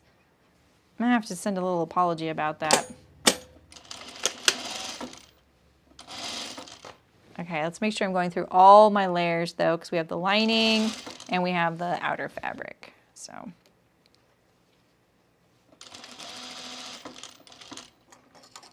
I can feel it on there, so I'm trying to encourage it to line up. That mosquito sound, absolutely. You gotta have a fan. It's like, well, since we've moved to this house, I live very rurally, and I have lived in California just about my whole life. Like, I've lived in Colorado as well. I've lived all over California. I've even lived somewhat rurally before. I've lived in all the different kinds of zones, beach, desert, almost like the rainforest of the redwoods, you know?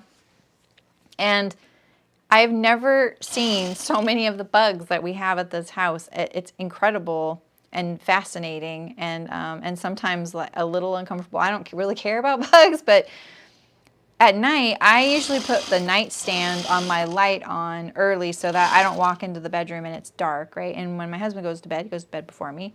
He doesn't care about my light. He just leaves it on, so when I go to bed, it's on. And it attracts every living thing on the property. And even though we have a mesh screen and everything, and so I have a little, like, really cool little silicone lid for my water glass. So if you pull the center of it, it won't come off. You have to like break the seal. It's awesome. I love the thing because I learned I was drinking bugs. I didn't realize it. And when I turn off the light, sometimes I can hear them, or I'll feel one on my arm, and I'm just like, you know, kind of going crazy. And so I'll get up and get rid of all of them if best I can, you know. Or I go turn a light on in the hallway, so they all run away from me.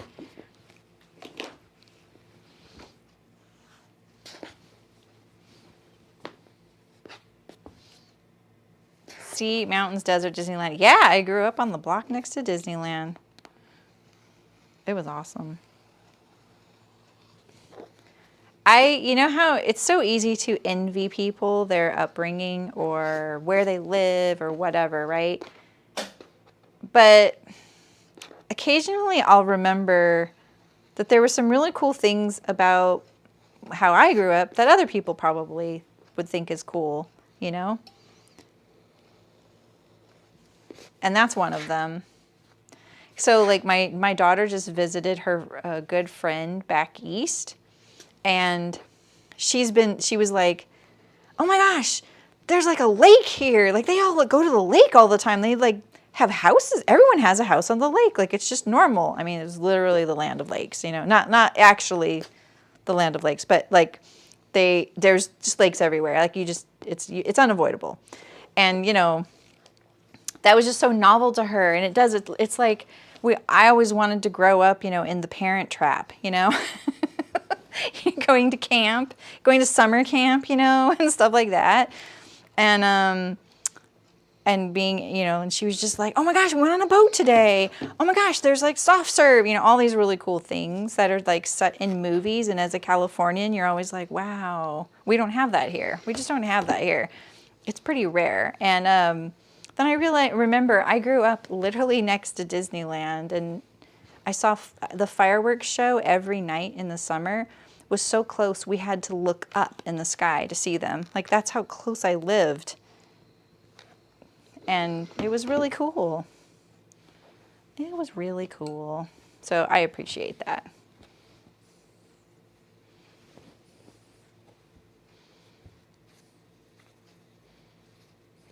Oh, you did, Sydney? Yeah, aren't they neat? Love that thing. If I see those, I buy them and give them as gifts because they're just so clever and cute too.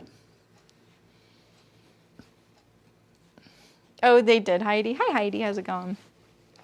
Yeah, and when I became a parent, you know, and you have to do those things. For those of you non-Americans, it's a big deal to light fireworks, which now sounds really crazy to me, for the 4th of July, right?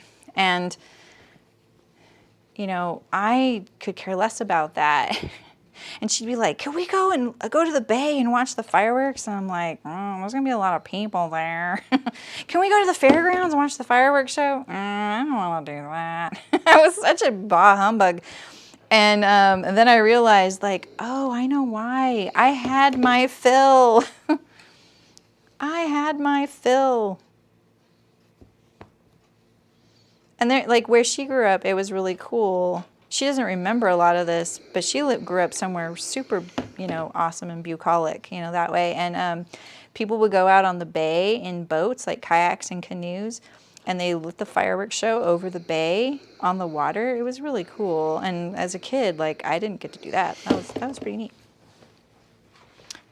All right.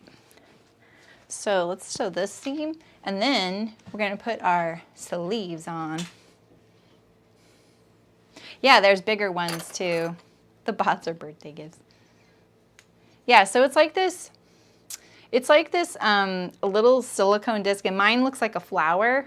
There's different flowers. It would be probably handy for you because you're out by your pool a lot. I'll send you a picture of it. And they have really big ones, so like say you go to a picnic or something, and you can put it on there, and there's a little tiny like nub in the middle, like a little handle, like a button. And if you pull up on that, it will not come off. And it just sets on there. But then if you lift up the edge, it breaks the seal and just pulls right off. It's really cool. But I have two like drinking glass size ones. And I use them for just that.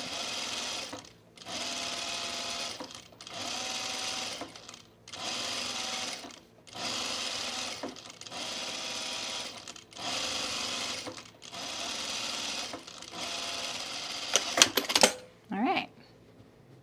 See ya, Amy. Have a good one. Flowers and oh, there's acorns. That sounds really cute. I haven't seen that one. I leave the sleeves over here. Oh, here they are. On the ground, right where I left them.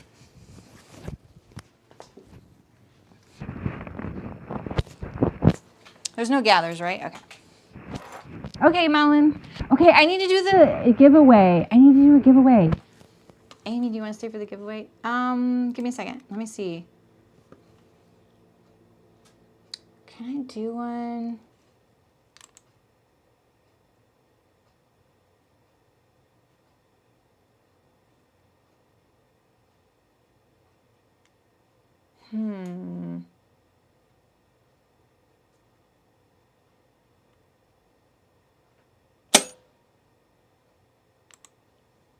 Just a second.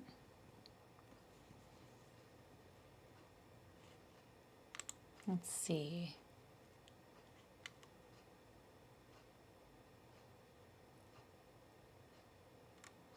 I gotta figure out how to do a giveaway.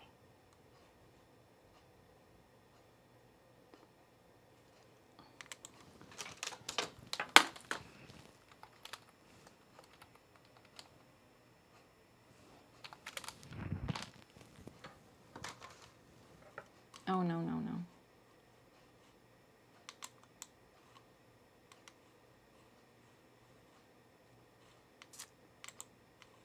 Anyone know how to do this? Cloudbot, maybe?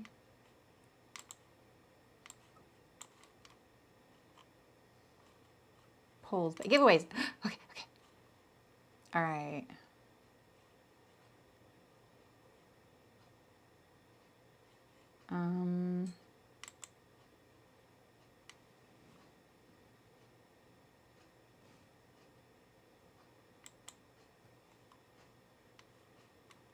Oh, okay.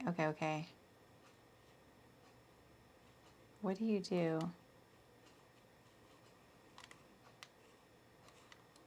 Okay, I think everyone, let's just see. Everyone who wants to enter the giveaway right now. Oh, okay. Book plus 2 notes. Oh, okay.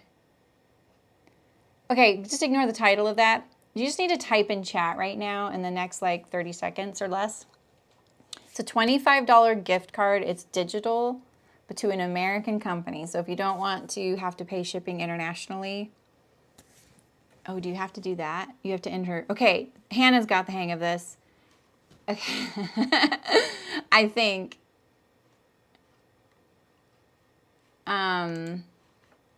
This may not work, but just so, yeah, put exclamation point raffle in the chat. So just type exclamation point raffle like Hannah did there, H Crow, and let's see if it works. It's a $25 gift card to Hearts Fabric, thanks to Hearts, and it doesn't expire. I don't know if you have to type in chat. Just put exclamation point raffle. Oh, you have longer than 30 seconds. Sorry, it's a half-hour timer. Let's see. Let's do it for like another minute or so.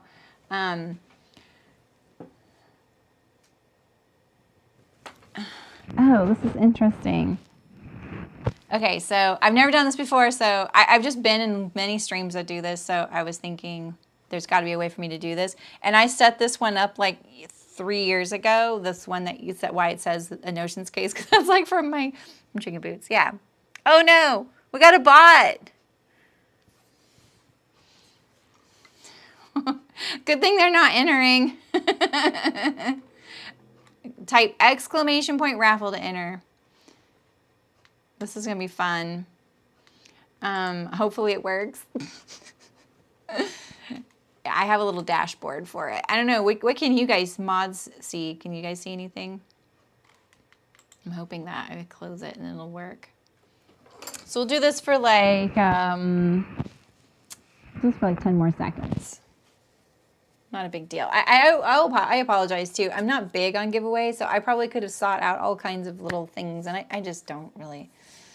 Maybe the bot wants the hearts card. They should want it. All right, let's try it. Let's see. Okay, anyone else? Exclamation point raffle. Exclamation point raffle. So let's see if it works. I'm going to pull this over here so I can see it, so I can see you guys. I hope this works. All right, I'm going to close it. Wait, where'd it go? Where'd it go? I lost the thing. Okay.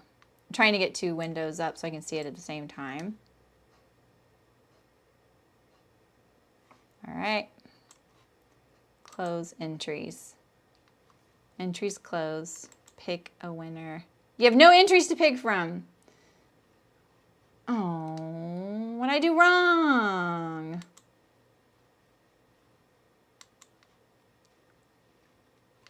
Dang it, I'm sorry. I don't know how to do this. You're about to cancel remove your current giveaway. Would you like to remove your current giveaway? Pick winner.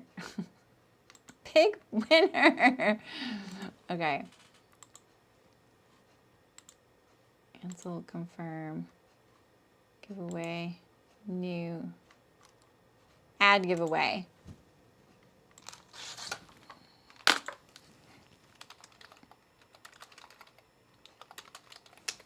Hearts gift card. 3 minutes. Subscribers only and moderators. Enterprise. Advanced.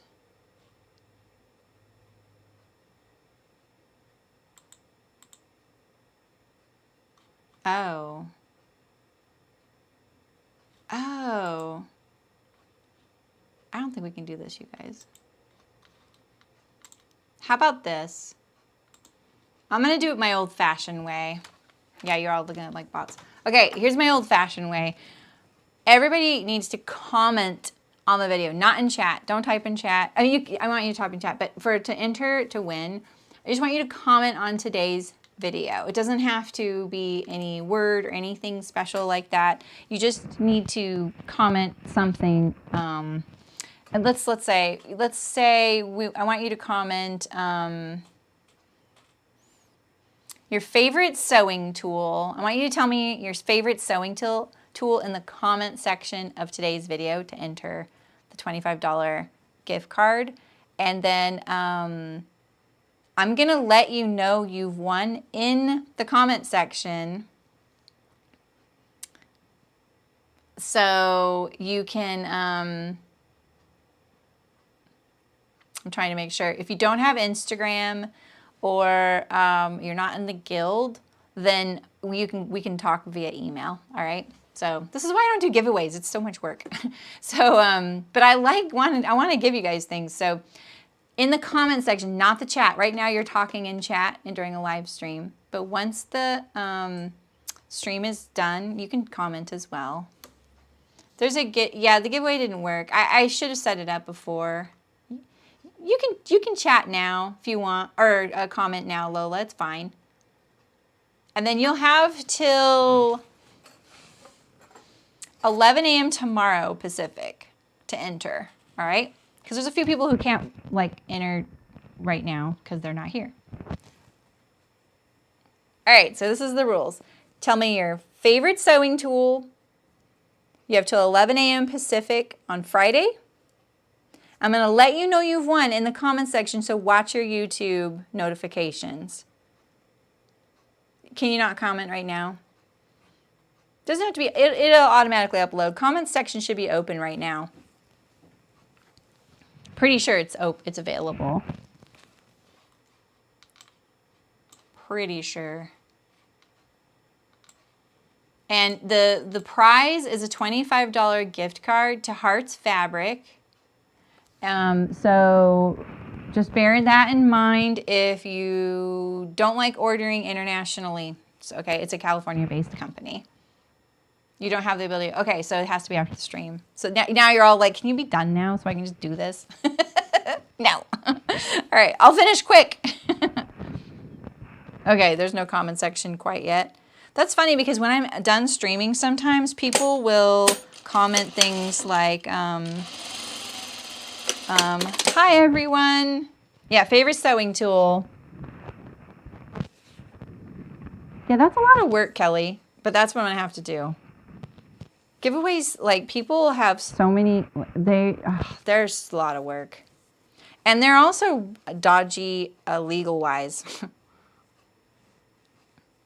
Favorite sewing tool. Yeah, just tell me about it. This is how I'll know people watched till now. And what I liked about doing it live was that it's very honest. Like, I wouldn't be picking it. You know, it's very transparent. And normally I would do it the day before my stream. She goes right to your cursor lands. I don't see much chat on my window though. Like, I could have done it yesterday and I could have picked it live on camera today, but I didn't think about it. I'm terrible with these things, you guys. I should have gotten the mods involved. They would have kept me on task.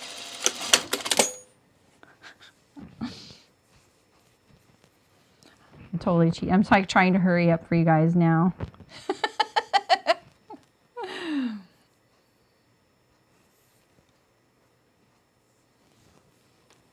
So this sleeve doesn't have any gathers. I'm wondering how much ease is in it because, yeah, I'm wondering if there is a lot of ease in this. Don't put it in upside down. It's the smaller hole that goes to your armhole. I'm gonna put a little easing stitch in here. I have a feeling there's not gonna be much ease though. I don't know why. But I am going to French seam this.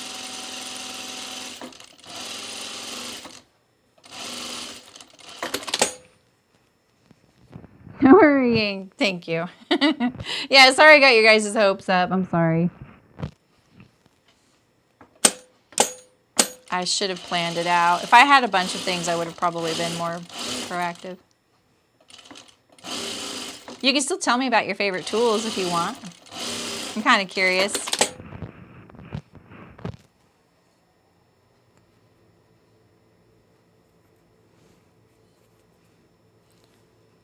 Do we think there's a lot of ease? Let's check it first before we start doing all this.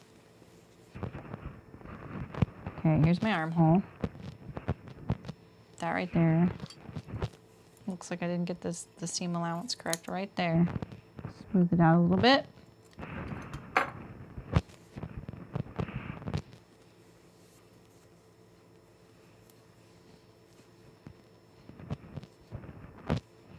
All right.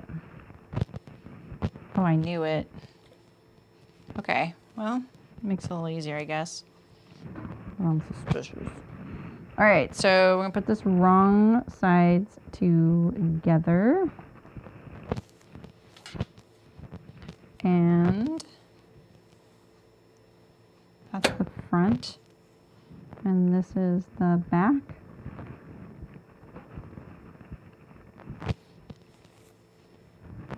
So what's the other one? Oh, we gotta finish this seam above the zipper. I call it an easing stitch because I'm not going to gather it. So when I say it, yeah, Lola, I don't think it's an official. The mic's fully. Oh, sorry. I've never heard other people call it an easing stitch, so you know, it's just my thing. I call it an easing stitch, so. I love the seam ripper too. It's one of my favorites. Rotary cutter, hands down. Oh, that's interesting, Heidi. So that was okay for your arthritis, because that's what, for me, that's what landed me in hand therapy, was the use of my rotary knife and a couple of other things.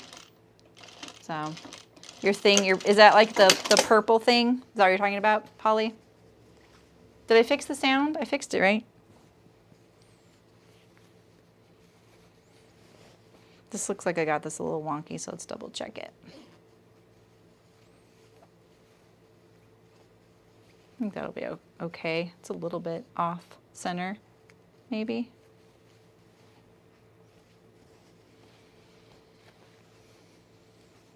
Okay. So this one,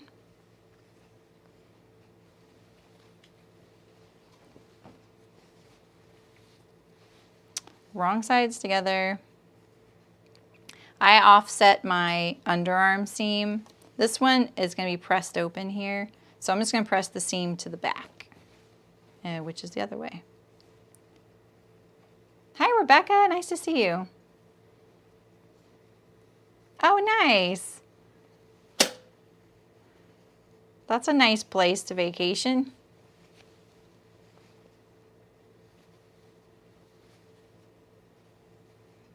Yeah, there's really no ease. I mean, I did take, well, that wouldn't have helped. I took 1/4 inch off the, well, I took them off both, so, interesting. If you want to do a French seam on a set-in sleeve, and there is a lot of sleeve to ease in, I have a video for that. It's one of my most popular videos, so I recommend it because I know it works really well, and I had trouble too, you know, and then someone taught me the trick I use in that video, and that was like a long time ago, like 25 years ago. So I've been using it ever since. This one's pretty darn easy though.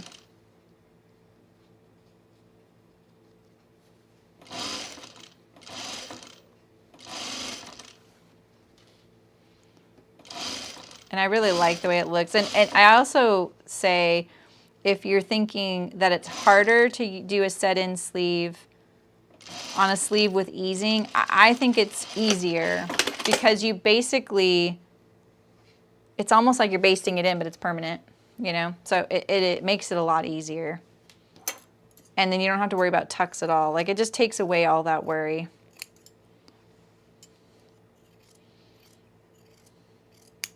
And you don't have to stitch on either side of the seam, which I'm always nervous about when I hear about that one, because I think, like, well, some fabrics are kind of unforgiving for that, you know? So, but I know a lot of people like that method too. So that might be a good one to look up to.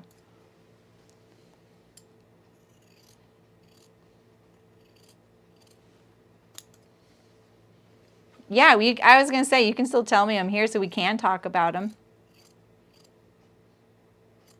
You know me, I like hearing that. Yours is the all, woo woo, me too. It's so handy. All right, let's do the other side, and then we'll iron that and then do the last stitch. It's probably sitting here, huh? Oh man. It slipped off the front end. All right, I'm not even going to put an easing stitch in this one because there's no easing, which is weird.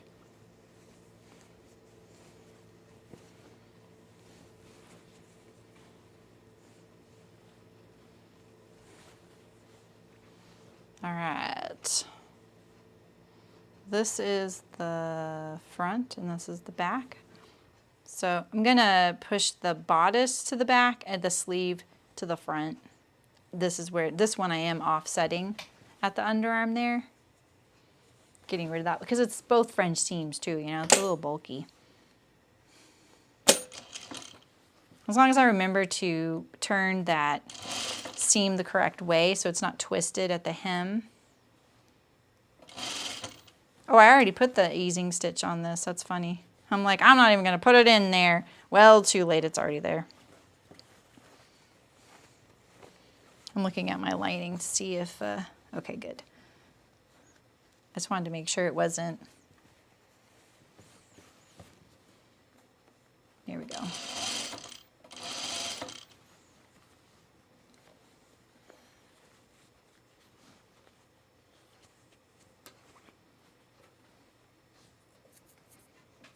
Oh, that's interesting, Barbara. Could you use those like a hemostat pair of scissors?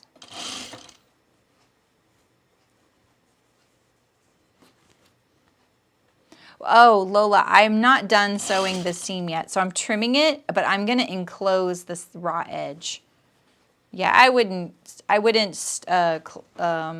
stitch it that close if I were leaving it raw.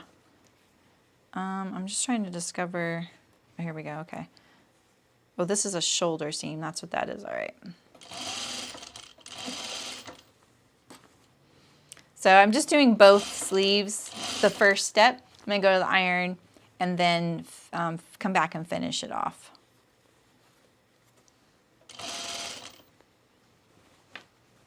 You love your projector? That's awesome. I was just about to sell mine because I just never set it up and I just decided that it just wasn't my cup of tea. And then my sister and her family came into town and my mom and my brother were talking about doing like a projector movie.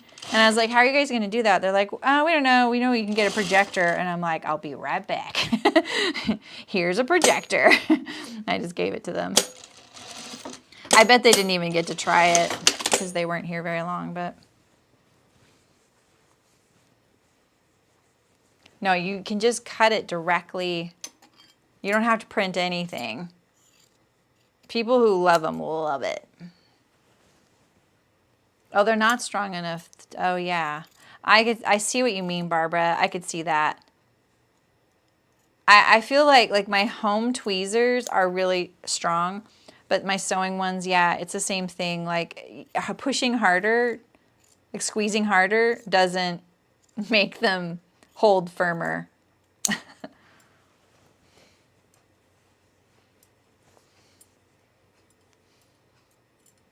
Really, Mafia? One of these days when I meet you, you're going to teach me, because I can't get that thing to work for the life of me. Don't do it, Terry. Don't do it. No, I'm just teasing. Don't go to the dark side. No. I feel like that's like, we need to start like a list of things that sewers do one way or the other way. And both are correct. That's one of them. And I'm not talking like pinning or no pinning, you know? Because there's just a few things that, you know, I feel like there's like a little list. And I think it's funny. All right, so now we're gonna just press this seam one direction.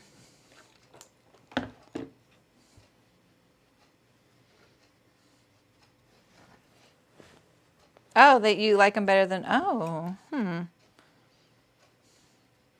I like the tweezers that were on my old cover stitch better than the one that came with my new one. When you look at them, they look the same, but they just are, I don't know, they grab better. All right, so I just press the seam one way. It doesn't matter what way you push it. Just press it really good. This is key. Very key.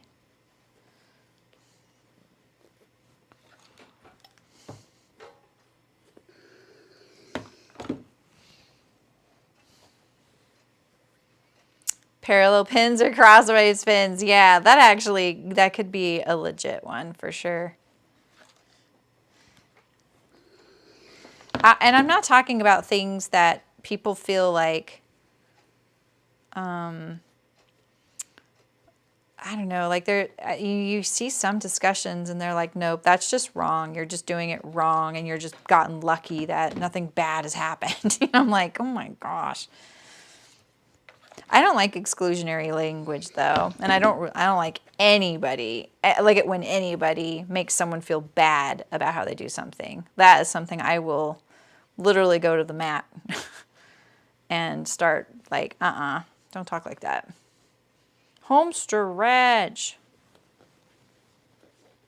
The tube and stick turner. Yeah, so I learned, when I did the weekender thing last year, not this year, but the sewing weekender thing from Fold Line, and someone used one of those, and I finally understood what I had been doing wrong. And what it was that I had been doing wrong was that the end wasn't sewn shut. Because you need something to push against. And the thing is, most of the time when I'm using my loop turner, the end is open. So that makes it hard to do that thing. I think that's why.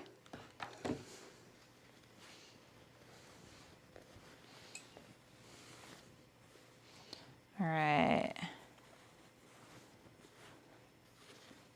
We really put a lot of nice detail in this by lining it.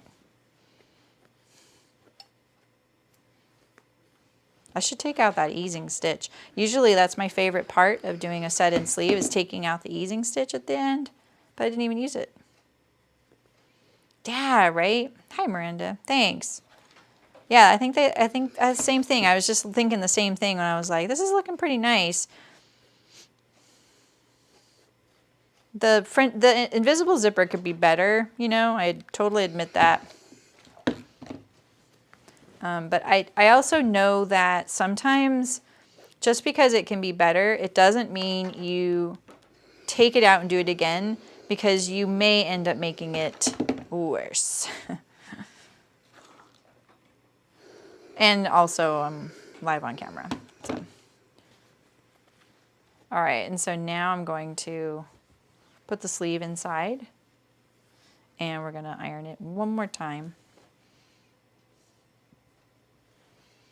This is the hardest part, really. It's not the sewing.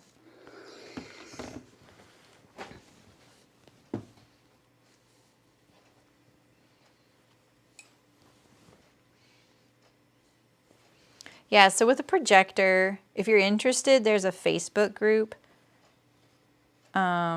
and they have, it's one of the most well-supported free groups I've ever seen. There are 70,000 people in there. So for anyone thinking that it's a trend, they are wrong. And I know that it's something that would be probably good if I learned or whatever, but you know, you don't have to do everything, right? If you enter their group, I highly recommend you look at their pinned and featured posts before you post anything. Because people have gone to such great lengths, and it's free, to cover everything that you need to know. Still, people don't do that, though. They're just like, hi, I'm new here, and I just bought a projector. Can you tell me what to do? And it's like, oof, you're about to get timed out. But they don't. I mean, someone's always very kind. They'll say, you know, you really need to read these posts here because that'll get you part of the way.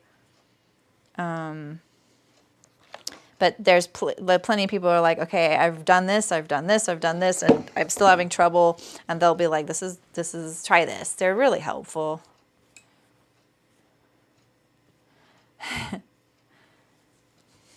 You thought about getting a projector, but you had to make changes to patterns, so I was still, yeah, exactly. Oh my gosh, another bot. We have another bot, Terry. I don't know if you're watching. Yeah, Michelle, it's legit. I posted about it in my stories once because I was like, you know, if you're a pattern company and you just don't think that this is something you need to do, you are mistaken. You should probably get on that, because 70,000 people are looking for more patterns on projector, and a lot of them don't buy patterns unless they're on projector, and that's a lot of people. That's just the ones in a Facebook group.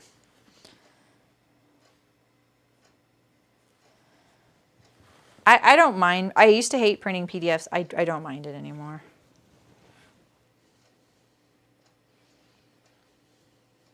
I'm fiddling, sorry.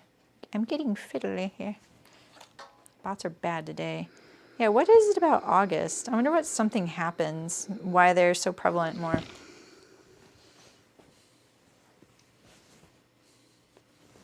No, it's mostly garment. It's only garment that I've seen.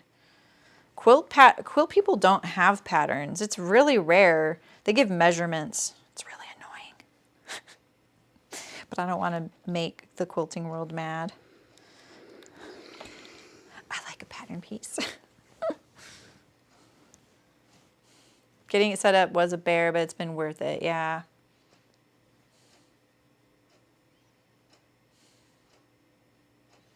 Yeah, it does seem like Inkscape is pretty helpful. There are a lot of projector pattern. If you don't have a projector, Michelle, it's probably that you just don't notice. You know what I mean? Like, you just don't notice maybe the patterns you bought have them. But a lot of pattern companies, they say, oh, you're just gonna have to use the AO format, which is not the same. But it's not the same by a long shot. I've never been a pattern tracer, but I don't mind. I don't mind the PDF thing now.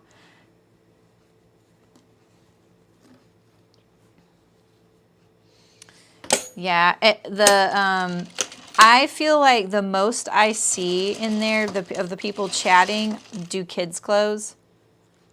I'm not in touch at all with what's going on in kid patterns.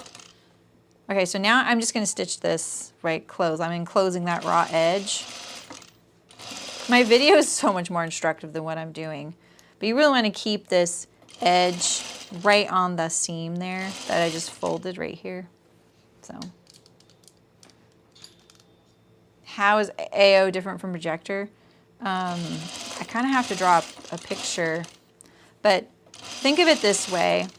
If you were to project an AO file onto the fabric, the pattern pieces could be all different ways. They could be sideways, they could be upside down, right side up, right? We have another bot.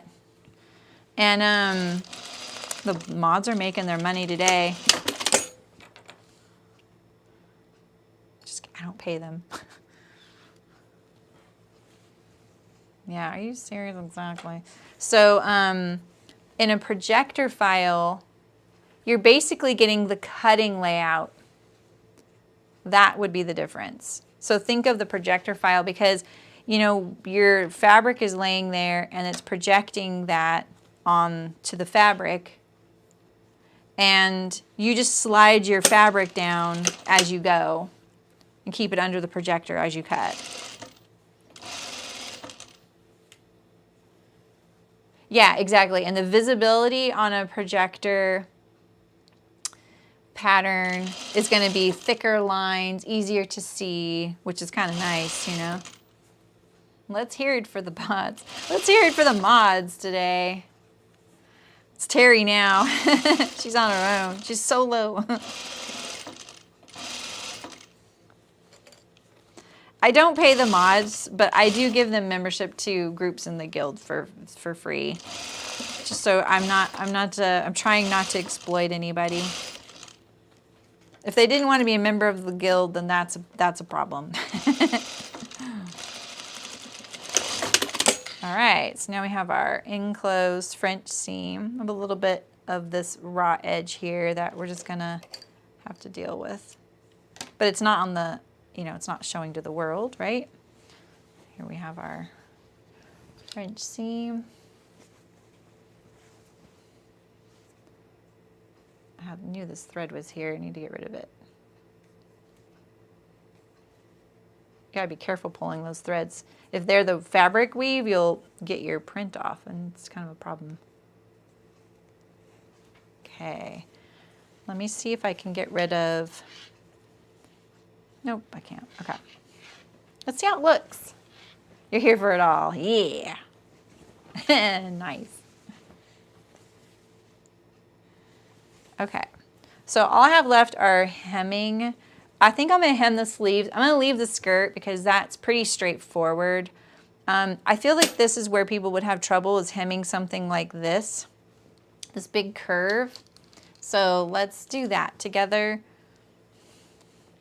And they say to turn it 1/4 inch and turn it 1/4 inch. I think you're gonna run into problems if you do that wide of a hem. Maybe not. Maybe it's easier than I think. I'm a little nervous about this, that's for sure. But let's just give it a shot. I'm gonna try and narrow hem it. The other things you could do is you could use your, if you have a serger, you could use your rolled hem foot, which basically just puts like a bead of serging, a really tight bead, like looks like a buttonhole stitch there. Yeah, exactly, Barbara. So basically a projector file is a marker. It's the cutting layout. All right, so I'm gonna try and do a really narrow hem here. Really narrow. All this bias might make it a little bit easier, we'll see. The narrower you have it, the easier it'll be to get it to lay flat, but narrow means it's a little bit finicky, but it's working. What I don't like about these kinds of hems is sometimes they flip out, you know? So try not to stretch it. You know how like sometimes they fold outwards? There's nothing wrong with roll hemming sleeves.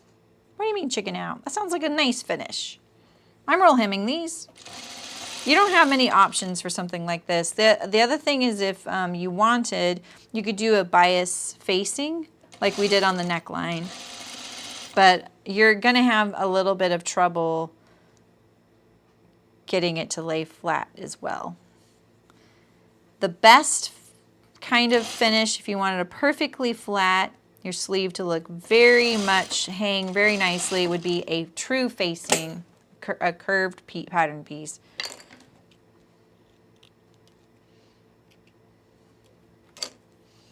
But if you saw what that pattern piece looked like, you'd probably, like as a pattern company, they're probably like, that's problematic. People aren't going to want to cut that. They're going to think it takes a lot of fabric.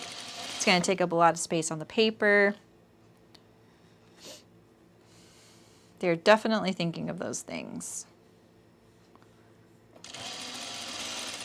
A pattern company is trying to make it look like no matter what, you can sew whatever they are giving you, right? And you absolutely can. But they know that people will look at something and go, oh, I don't know if I can make that. So they try and make it look simpler by making it have fewer steps or fewer pieces. So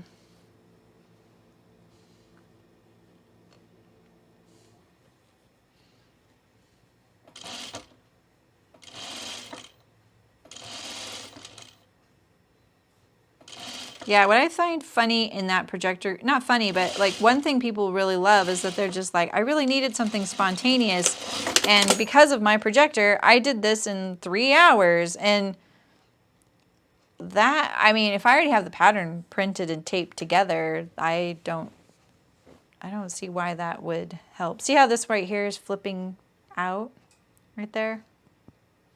That's always going to do that. I can iron it and it'll calm down, but then next time it gets worn, it'll do it again. And that's just because it gets stretched there a little bit.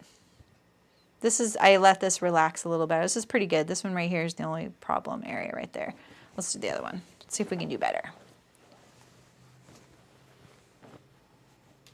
The same is true for fabric requirements. For what?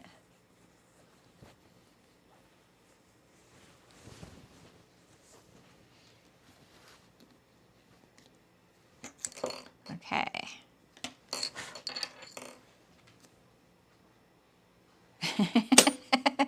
Is that true, Terry? Yeah, the way they present their patterns does look a little bit more like, well, I don't know. I mean, I was about to say more like manufactured, but that's not true either.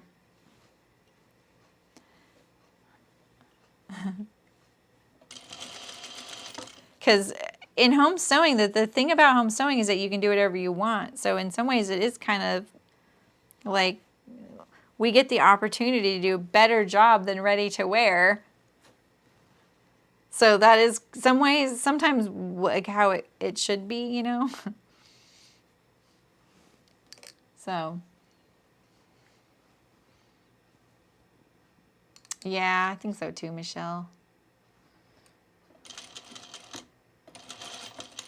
It is hard to find them because I feel like it'll look like they're tailored and then you get the pattern and you're like, oh, this isn't. I mean, it's just the budget version, which is so ironic, don't you think? Like so many home patterns are drafted for the way you would budget sew it in the garment industry, but it's not budget sewn, it's home sewn, which isn't budget. Oh, wow. Heidi, that's a bummer. Yeah, sometimes, I don't know why the people don't just offer a facing. Especially like neck lines, neck things. You hear me, I always rant about this. They give people these beginner patterns that are not a beginner like finish, and they could just give them a neck facing. And I'm wondering if just a facing just seems dated. You know, but a sewing technique shouldn't be dated if it's a good technique. You know what I mean?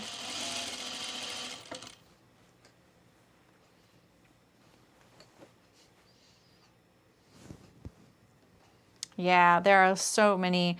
I know. I was kind of disappointed, like with a few lately. The pattern releases, I'm getting irritated. I'm like, no, I do not need a pair of pull-on whatevers. I do not need a dolman sleeve. I do not need any of these things. Hi, Nancy. Nancy, we were just talking about projectors. Nancy got a projector for the opposite reason. She wanted to add her patterns and make them PDF.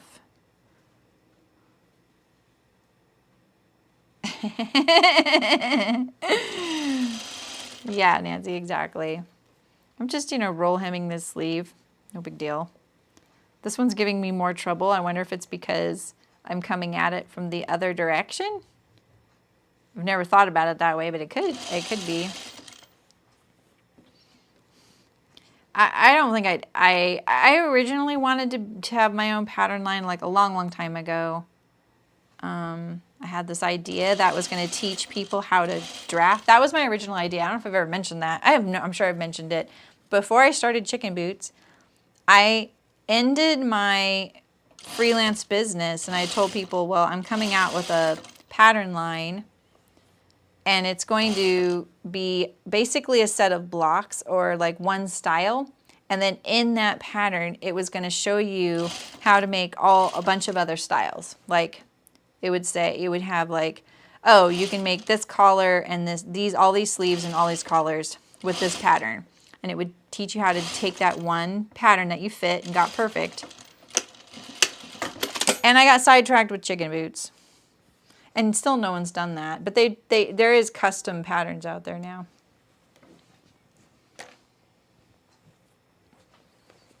Yeah, Fiona. Exactly.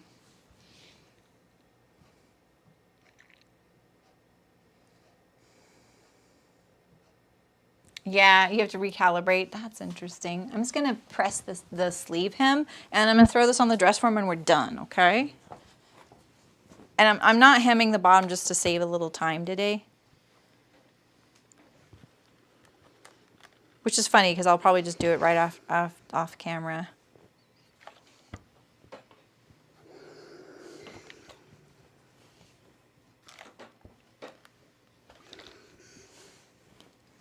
What a frilly little sleeve.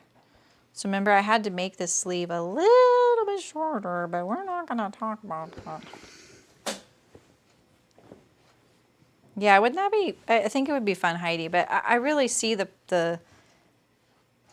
I know if pattern companies are aware of me and the way I talk about patterns, I think they're not interested at all in me, you know, because I'm pretty honest. But at the same time, I'm also always quick to say what a tough job they have, because they really want to make patterns because whatever reason it was, like because they didn't see things in their size.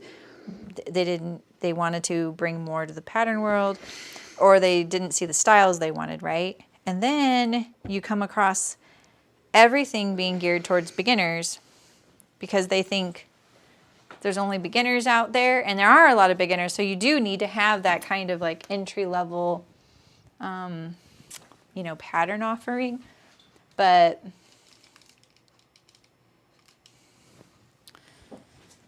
you can grow, you know. I think Deer and Doe actually does a good job of having a nice variety of skill level patterns.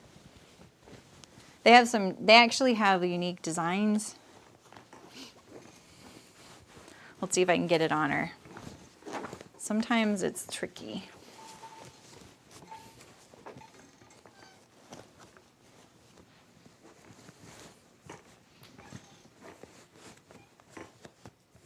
Oh, he does. I'm like, why is this so hard? Let me unzip it. Let me just rip this dress. Yeah, and the other thing is finances.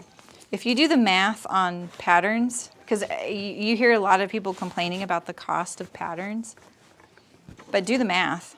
How many patterns would they have to sell in order to make enough money to pay them, pay their overhead, pay for the pattern?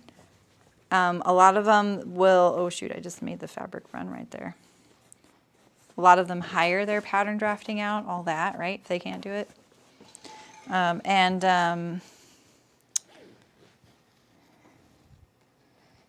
Oof, can we get it zipped? Ooh, maybe, let's see.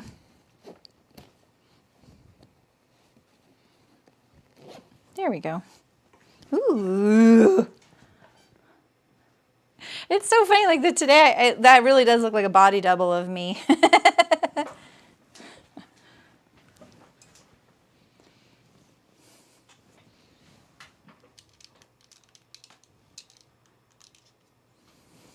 Let's see if you can see her all the way.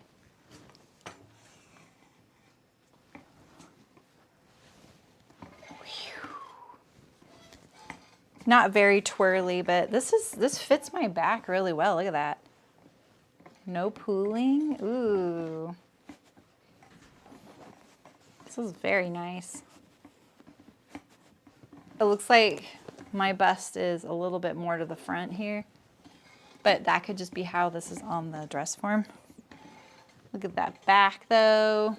Look at the profile. It's a nice profile. Ugh. Yeah, it's really cute. My invisible zipper sucks, but it won't be as tight maybe on the person. It is naughty Chaz. When I first got her, because she's a custom one, my landlord used to stop by a lot, and I was so paranoid he was going to touch my dress form. I look so funny in the camera like this. Nancy, I sent you a message in the guild, but this is what I meant by applying my hair. Do you see it? Wait. Oh, Ray. Hi, Ray. Aw, thanks. Thanks, Ray. I don't know what happened to our alerts, though, lately. You're rethinking. This would look cute on you, Barbara. I should make another one in the same fabric. I do like, obviously, I like bands around the waist. I don't think it needed the sash, though, right? I can't remember who asked that, but I do think, like, there's the alert. Oh, it's off center. Let's move it. There we go. I'm not getting the little sound anymore. Riff Raff Ray is gone today. Oh, you tried to do, oh, at the end. It had a big bend in it. Oh. It's just like not much hair to do it with for me. Yeah, this is cute. So remember when I was like, do I just shorten this edge of the sleeve, or do I do the whole thing? And you can see how you can see a little bit of the inside of the sleeve here? It would have been even worse, and I don't like that, so. Oh no, I'm not very good. I am like, that's why you hear about my successes, because it's just not my good skills. Yeah, Mafia, I agree. I think it kind of makes it a little bit more sophisticated. But the sash is cute on certain people, right? I mean, it'd be really cute on certain folks. For me, I just feel like it makes me look kind of mousy, you know? So, I didn't pick this fabric. This is Hearts Fabric picked this. It's the Perennial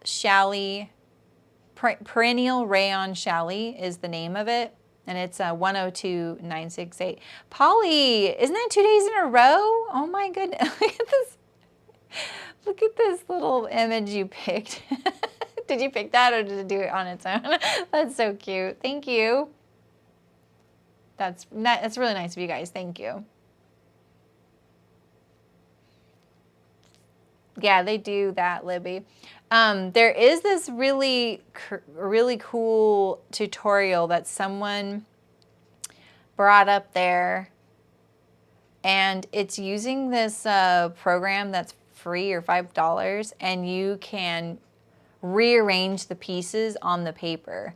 If anyone's interested in it, let me know and I'll tell you what it is. I can't remember off the top of my head, and it's on my iPad, not on my phone. I think I don't know if there's an Android version or not, so that's my only caveat, but that is really cool. It is a very basic program, but actually I tried it and I was like, God, this is pretty amazing. So, and easy to use. And she had a little tutorial on the YouTube thing, and like she had hardly any views, but I bookmarked it.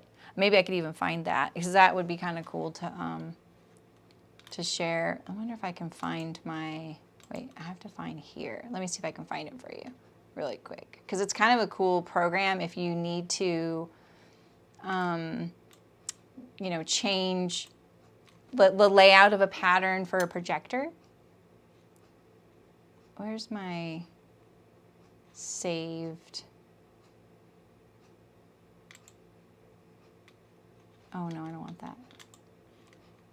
Okay, I feel like I'm gonna lose you guys though, so let me just tell you more about the giveaway again. Projector files or PDF, yeah. If you want to enter my giveaway, which is a $25 gift card to a California-based fabric store named Hearts Fabric, which sponsored today's project and this week's project, which is awesome, right? You just need to comment, not chat in the chat window, but comment under this video your favorite sewing tool by Friday, August 26th at 11 a.m. Pacific. And I'm going to tell you if you won in the comment section, so keep an eye on your comments and I'll let you know tomorrow afternoon. And then we'll figure out a way how we can converse, because we could do it through Instagram DMs, email, or the guild, depending on where I know you through. And I'll get you your code. It doesn't expire, and it's worth $25 to their store. So, and there is, you know, don't forget that I also have this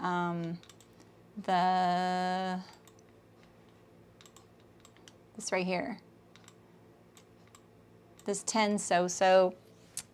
10% off. So you could use that as well. We have another bot. Oh my gosh. Oh my goodness.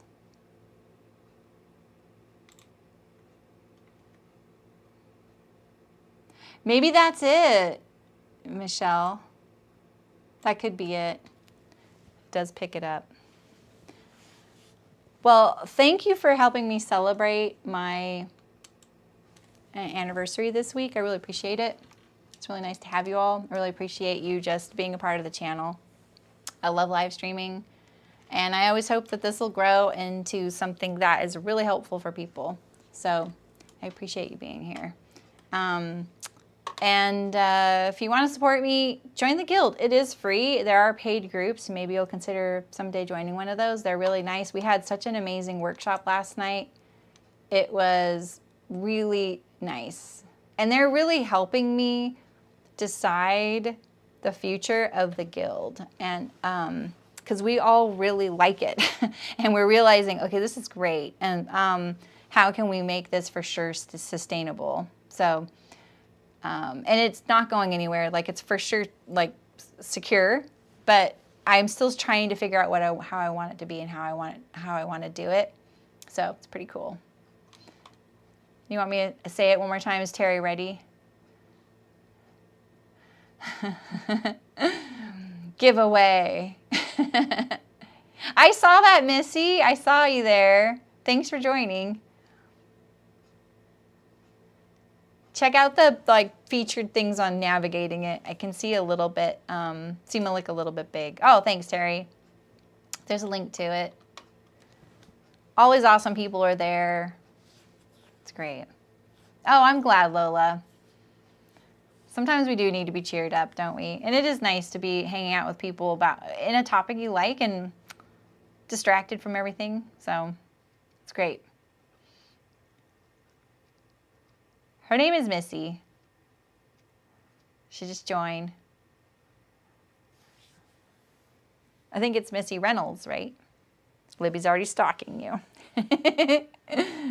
All right, next week, Belle Baby Bag by Swoon Patterns. Michelle, did we really want it to be successful, though? Oh, I'm glad, Fiona. And welcome back home, too. Yeah, thank you, guys. So, yeah, Belle Baby Bag by Swoon Patterns. Also provided... Oh, it's Melissa. Sorry, Melissa Reynolds. That's right. Also provided by Hearts Fabric. They sent me so many projects this year, and I'm kind of late in sewing some of them. So my hair is real funky now. That's what it is, yeah. And let's see, if you do join the guild and you're considering one of the groups, next month, my skill building session is all about zipper closures on pants, zipper fly, button fly, lapped zipper. So, oh, awesome. Thanks. Thanks, Melissa. I appreciate it. All right, guys, I'll see you next week. Have a great weekend. I'll be doing things in the guild this weekend, so you'll see me next week. Tomorrow is our Ask a Sewy question show in the guild, which is the guild-only thing, and we review newly released patterns, which has been kind of fun. So It's really fun. Everyone pins them to a Pinterest page, and then we just go through them all and check them out, check out certain things, see the sizing, see what we think. Is it just like another pattern that just came out? Would we sew it? So anyway. All right, you guys, I'll see you guys soon. Have a great weekend and happy sewing. Bye.